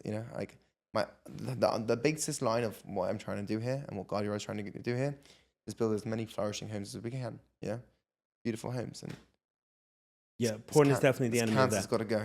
Yeah, porn is definitely the enemy of that. But like you said, it's beautiful how it could be converted. The energy can be converted as a catalyst for so much more. If it's not converted, it will eat you. Yes. You can't come into something else in your life. You're going to take this drive, this darkness, and you're going to flip it. So multiple times you use the word addiction, addict. Right. Do you make a distinction between those who are addicted to porn, those who use it casually? So I have never met teenagers who use porn casually. When I say casually, I mean like once every month or two. I've never seen that before. Meaning, if you are a 12 or 13 or 14, 15-year-old, this is what you're exposed to. I just took you through the chemical reactions that are occurring in your brain. They're so much more exaggerated than pretty much any other source of pleasure or mood regulation in your entire life. If you look at brain scans of porn versus heroin, I'm not even going to get into that, but this is an addiction from the get-go, Like, again, adults have a different brain. But for kids, I don't know anything called casual porn user, right? When do I qualify it as an addiction? We're talking about pornography right now. There's masturbation addiction, there's sex addiction. The second that a person notices it interfering with their lives in a way that, their attention spans, their frustration levels, their inability to go without it for 2 or 3 or 4 or 5 or 6 days, or whatever it is, their constant visualization and the way they just completely starts to warp their life. I mean, But to put it simply, I don't know teenagers who are exposed to it and that are not addicted. Okay, so when you assume that someone's using, they're addicted. Yeah, adults, Yeah.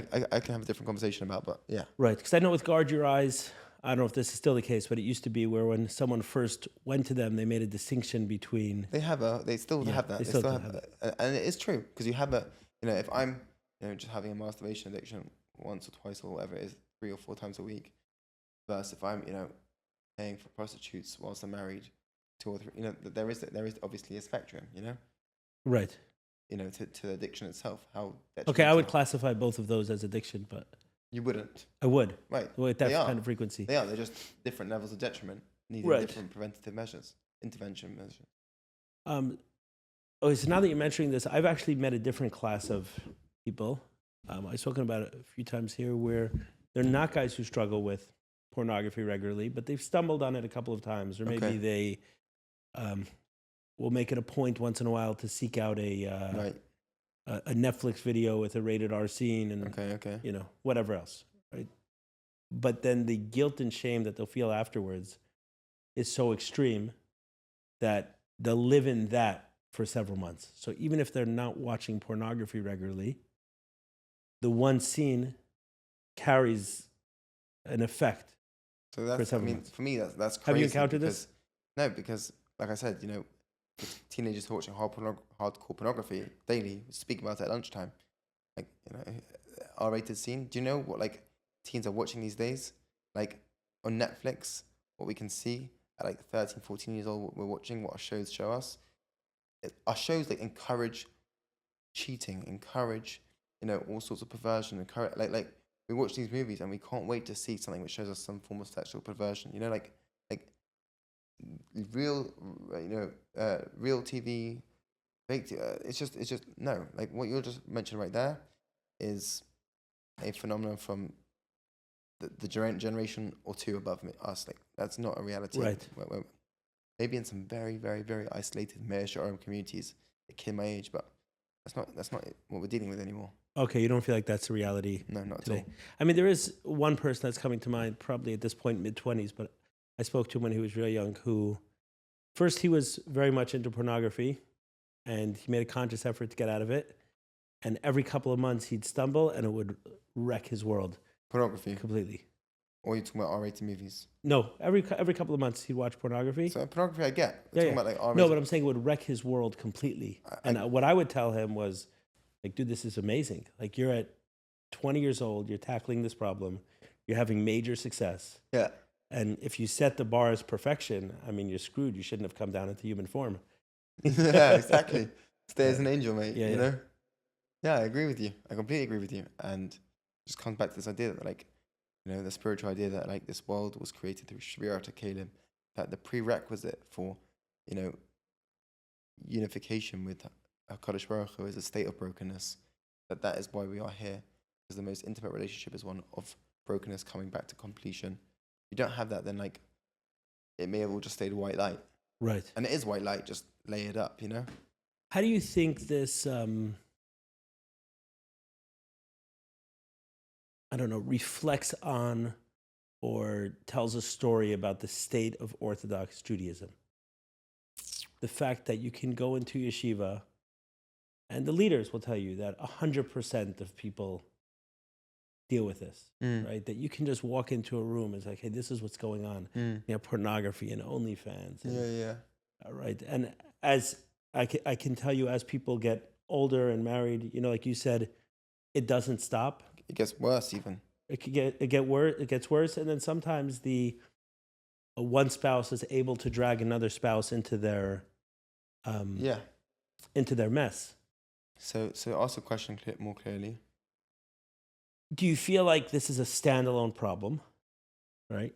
Pornography that exists, and we have to deal with pornography, or is it reflective of a problem within Orthodox Judaism, that something can get this deep, that a problem, that you use the word cancer, that a cancer can penetrate this deeply into Orthodox Judaism? Is that reflective of our overall defenses? So that there's something we're missing.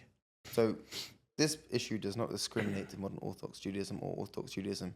This is a global shared issue around the world, with all of its different stratas of like shame, or it exists everywhere, in every religious community, in every secular community, to different degrees, but everywhere. But Okay? isn't that the purpose of Orthodox Judaism? Is that certain things discriminate? Say more. Aren't we trying to build a life where some problems don't get in? Isn't that the purpose? Right. So that is one way of looking at it, as a way to avoid some problems getting in. The way I prefer to look at it is a way to build a ladder to get above the problems. But you can have the same thing. Well, depending on how well you build the ladder. So I would say that our institutions I mean, the net effect is going to be the same, whichever way you want to No, approach our it institutions are definitely failing to be competitive enough and evolved enough and respond quickly enough. I don't blame them. This has come very quickly. But what I would blame them for, as I sometimes experience, is if they right now turn a blind eye on us. They don't listen to our call. And they stay stuck in their old, I don't know, post-Holocaust PTSD ways or whatever it is, you know? That would be not just a tragedy, that would be a crime, you know? Because people are suffering now. And there is definitely that level of, especially the more right you go, you know, the more attachment there is to, like, you know, silence. And, you know, we only speak the way of Torah. We don't let us. Okay. Like I said, like, this problem is so big that it's going to surface at some point in a way that cannot be shunned anymore. It could take 15 more years. It's not going to take. It's going to take maybe 5 more years at most before they're literally screaming, "Please come help us!" You know, like, because it's just what's happening is just too detrimental. Is orthodoxy, the modern American? You guys have so many terms. Is orthodoxy failing? Is it? I mean, clearly the status quo is not great, and just by being in America, I'm traveling around. I'm seeing so many different like things going on, and I can see that, like, you know, there has to be a far more cohesive, compassionate, proactive, building approach rather than trying to, like, you know, like, hide things to the side, ignore, just bring more Torah into the scene. Rabbi gets up and he will speak for an hour about Inyane Kedusha and not say the word porn once. But then these kids are going home and watching hardcore pornography for an hour. What do you think is going to happen? Yeah. It's a shame, but it's changing, and I hope to be part of that change, and I'm building a team, and it's going to happen. You're here. Right. I guess, right, the reason I asked the question that way is because depending on how we diagnose the problem, the solution is very different. So while I understand that pornography is new, right? Even fight the new drug, right? They say it's like it's the oldest, You're right. like probably the oldest drug, right? The first thing, there's drawings of pornography, but this is new. Yeah. Like, this is a new drug in its current iteration. And like you pointed out very accurately, is when they started till today, there's a new, right? It should be fight the new drug at this point. Yeah, right? Put that on recurring repeat. Exactly. Because there's something about it that's even more extreme and more intense and more. Yeah. Okay, so if you just limit it to this came on the scene new, and now we not have to build defenses for it. Not defenses. I mean, yes. Whatever it is. Whatever. Okay, go on. The best offense, the best defense, good offense, however you want to say it, right? But now we have to respond to the call of the hour. I hear that, but I want to push back against it a little bit because, especially when you say that a culture of silence, right? A culture of not being able to talk about things. If I have that in any family unit, take a small family unit, and then once I say it, then just multiply it to a community and then multiply it to society. If I take a small family unit and say, there's only certain kind of problems that can be discussed here. Okay. Right. So if you may have certain experiences in this home, but you're not allowed to talk about them. Right. You can't bring those to the surface. That itself guarantees that there's going to be problems. I agree. At any point in time in society, in the world, if I put this rule into a family and I say that we only can tolerate a certain range of human experiences, but if you have certain problems, we can't accept it, then that is inviting a problem. Yeah. There's viruses that can get in today and viruses that will be recreated in 10 years that will get in. At what point do we say that there's something systemic here? It's systemic, but what I'm saying is that this issue also exists in the Muslim religious community and in the Christian religious community and the Buddhist, that issue of the culture of silence. Now, in our tradition, what do I think the real failure is? That we have the most comprehensive, beautiful way of living life, which has had the soul sucked out of it and just left the shells and vessels behind. That if that itself is just lived properly, then we would have the answers. That's the failure. The failure is not, this was going to happen. This was going to come. And throughout the generations, there's been, there was the Enlightenment, and there was, every generation has its own thing. Right. And what it is that in the face of these struggles, we don't then say, let's look at our resources and let's actually start using them. We just either concave or turn away, or whatever it is. If a person lives in the way that Yahudut, Judaism, was meant to be, it is such a fire and it's so beautiful. I wasn't religious for my teen years. I went and had all these crazy experiences to try and find some level. The fact that I can tie my right shoelace before my left and feel like I'm sending up a signal beyond the furthest cosmos is such a beautiful way to live my life, let alone Shabbos and all the magnificent things that happen throughout the day. Say a bracha to internalize what that means. All it takes is just education and the arena for it to happen. We have a yeshiva system today. Lots of kids are going, more could be going. It's just a perfect place for this sort of transformation to happen at whatever age. The fact that it's not on a wide scale, but it is on a little scale. You're seeing the world change. You're seeing it's happening. Mashiach's coming. They see the process unfolding. I just want to put a foot on the gas and say, "Yalla, we're here already. It exists. Let's just do it." Right. It's starting to shift. I think what's important sometimes is that we have to, one thing that God seems very intent on is to distinguish between good and bad. Okay. And it seems very early on, a very clear, distinctions, separations, this. Tell me about good and bad. What do you mean by that? Because I have a different understanding of it. It can mean in a lot of different ways, but, pure and impure. These animals are kosher. These animals are not. These animals, even in going back to Noah's Ark. Right. Right. You're going to bring these animals in. I think certain animals were brought in twos, certain animals were brought in sevens. Right. The animals are on these floors. The humans are on those floors. Right. There's the idea of it being. And what if you break it? Then what? I don't know about what if you break it. That's a different. Okay. That's a different thing of what if you break it.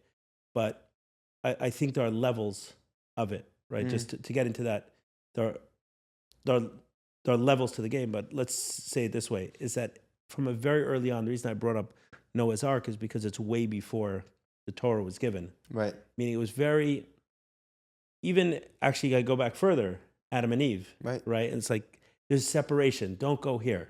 Right. There's something, and I don't know that it's not like a law. That's not the point I'm making. It's just how important it is to have distinctions. 100%. Right. So maybe the word good or bad threw you off. I'm saying something different. I'm saying the idea of distinctions. It's not like animals are good and humans are bad or vice versa. It's just distinctions. There's this here and there's that there. There's the mundane, there's the holy. There's the time before something, there's a time. You need two for a relationship. These are all relationships. Yes. That's what the whole thing is, okay? Even before Adam and Eve, right? Bereshit, bara Elokim, et hashamayim ve'et haaretz. Remember haaretz, tohu v'vohu, constantly making these two different parts, Yes. That, and you need them. You have to have two sides of the coin, otherwise you don't have a coin. You need to have, and it's all. And like I said in the letter, sometimes it's about holding back rather than engaging. That's the dynamic of the relationship for its optimal purpose. And yeah, it's all that.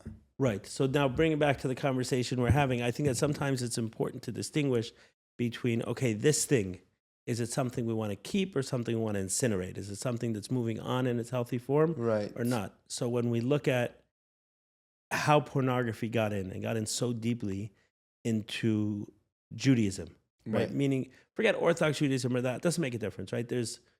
There's people in the world who take Jewish concepts seriously, take Judaism seriously, take the Torah seriously and everything else.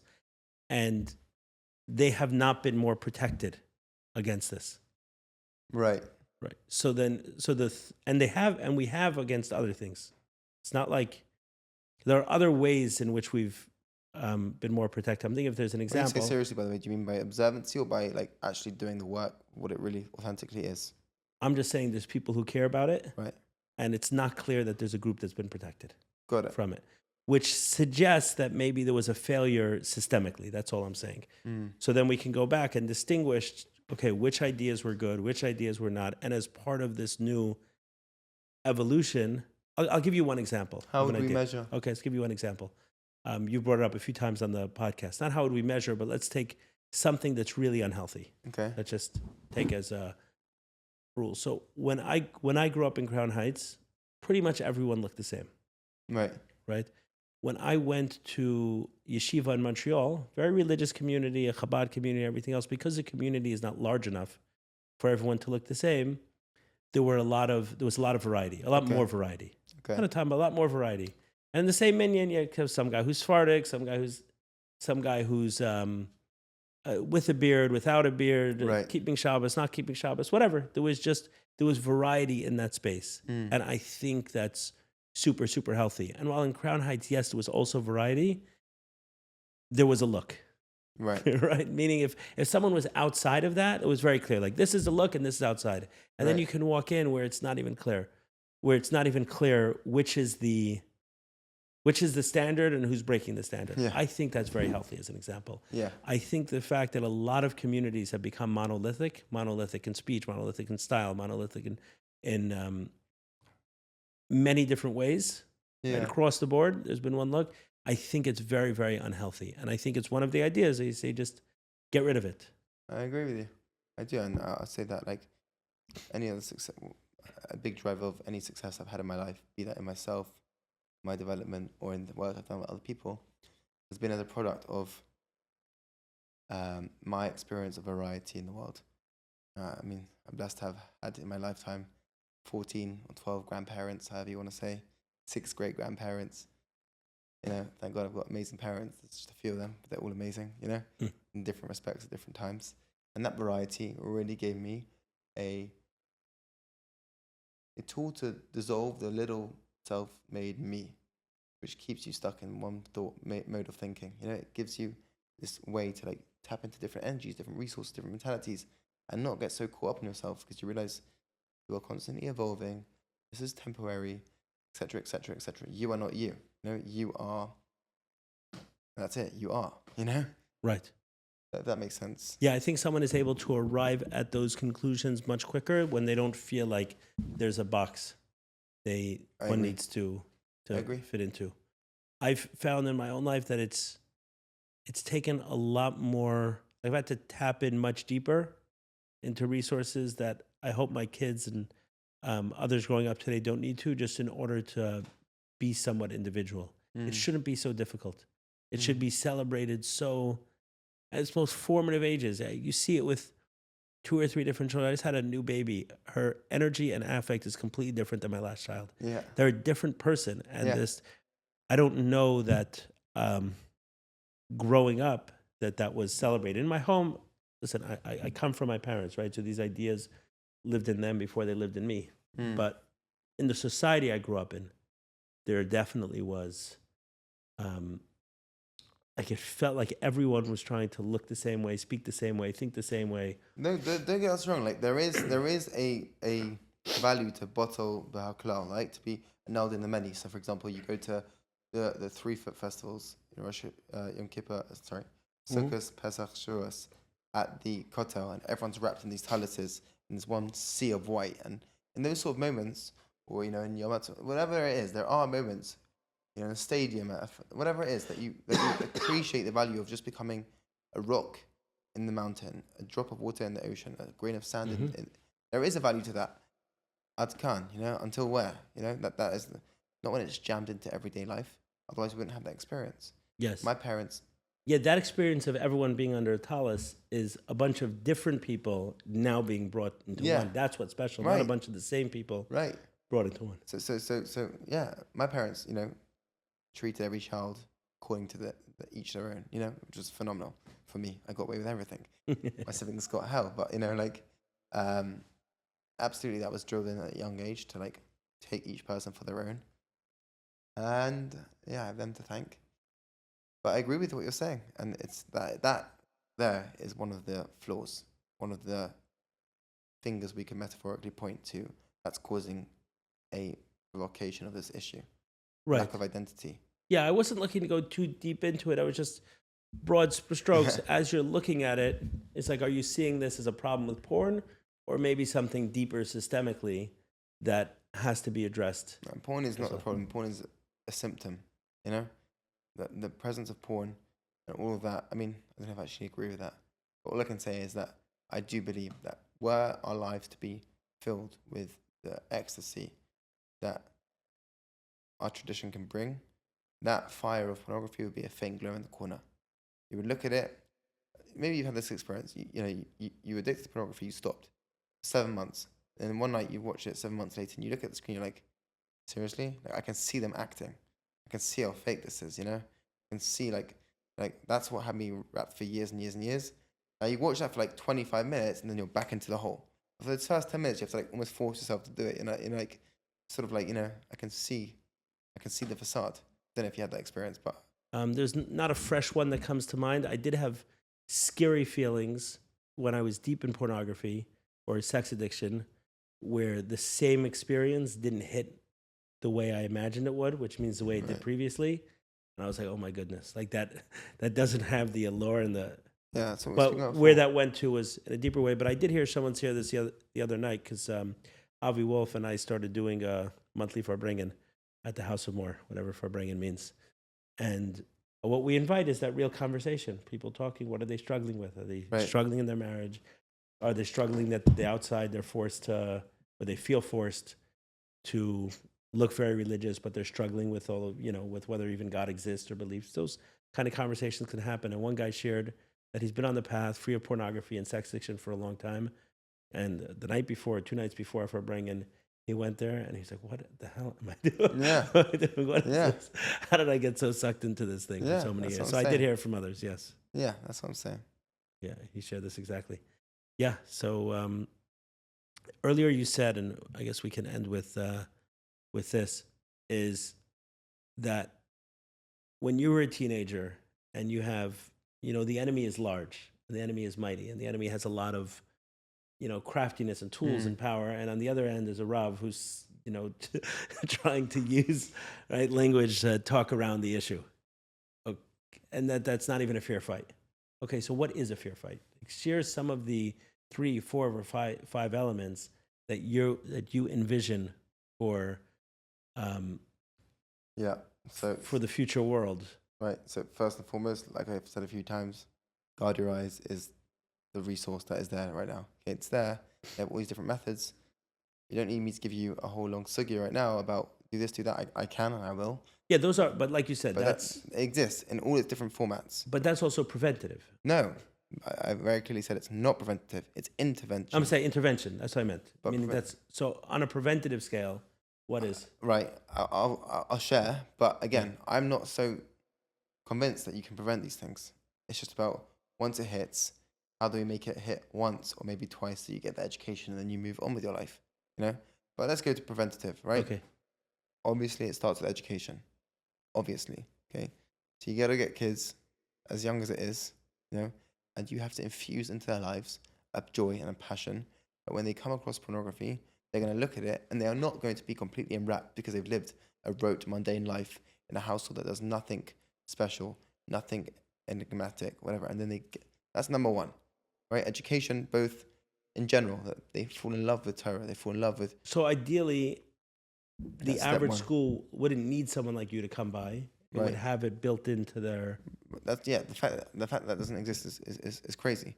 The yeshivas, 1 or 2 yeshivas that I know have a live-in therapist, I guess you could say. They're completely overrun, and they still are not of the generation, so they don't have the language. But you have to have present people on the ground for this issue itself, right? Education is a big factor. Tell the kids what they're about to run into before they run into it blindly and think their parents are just doing that, So what you envision is almost letting children know on the front end 100%. that this monster exists. 100%. And here are tools to support. 100%. Okay, so that's very interesting because instead of our traditional approach there has been, let's not talk about it. I wish. I agree. Right. Keep their innocence. Let them sail, please God, 11, 12, 13. If I could get it to 20, I would love it. They just don't have to ever let them idle around. But it's not realistic. You can't get in the subway without that. So that's what I'm saying. That's okay. I wish that was the case. I don't want to be telling 10-year-olds about pornography. I don't want to. But I'd rather that I told them about it and they found out about it for themselves. Right. And you're saying at this stage they will, so just address it. Okay, exactly. So there is almost like you walk into a school and there's I don't know, literally, but there's like sign on the door, this guy's a counselor for pornography. Pretty much. Yeah. But less that you have to go to him, that he comes to you or she comes to you and in a very warm and inviting way. That's stage 1. Okay. Stage 2.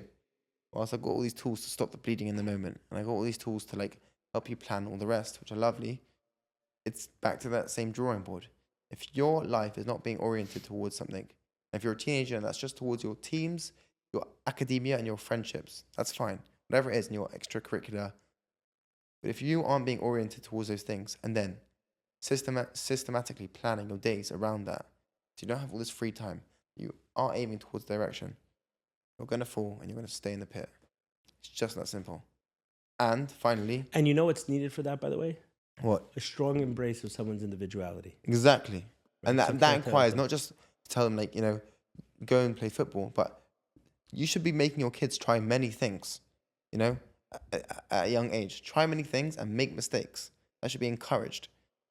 You look at children, they're always walking around the world trying to figure out what on earth is going on, eyes wide open, free of care. That's how they're meant to be. Let them find their niche. Let them find their way to serve themselves and the world around them. Right. That's that. And then finally, most importantly, is accountability. You need to have connection. And that's where you saw that buddy system as something that can be... That's one example. But yes. Yeah, you need that. You need that.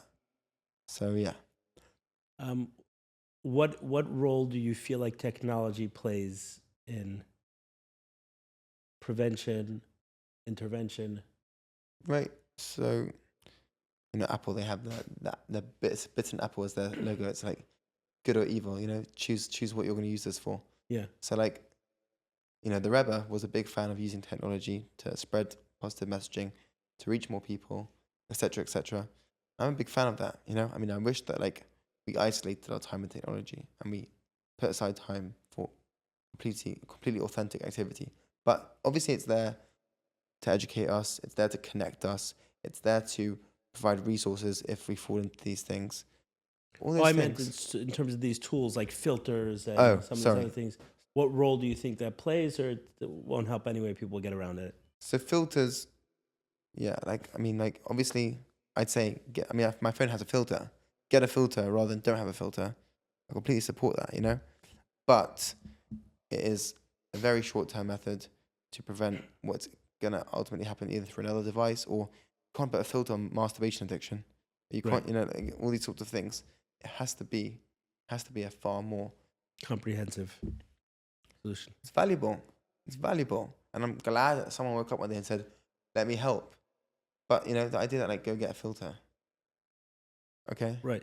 I think that's important for some parents will say, okay, so I'll put a filter on my kid's device. Okay, give me any filter. I'll just download the VPN and I'll get around it. It says any 7-year-old today who just knows anything about anything. He knows it through his gaming console. Then in order to, like, not be seen as in America, so you can play the UK game or the other way around, you have to download this VPN. So I'll just download the VPN, which will override the whole firewall or whatever it is. And kids are very smart these days. I don't even know what they're doing. You know? Right, understood. Okay, I appreciate it. I was excited when I spoke to you about Year Plus ago, and I'm excited now that you're stepping further into this work with Guard Your Eyes and otherwise. I think the world needs many people like you. I'm glad you found your purpose and passion. Grateful to be here. Thank you to Porn. Thank you for helping you.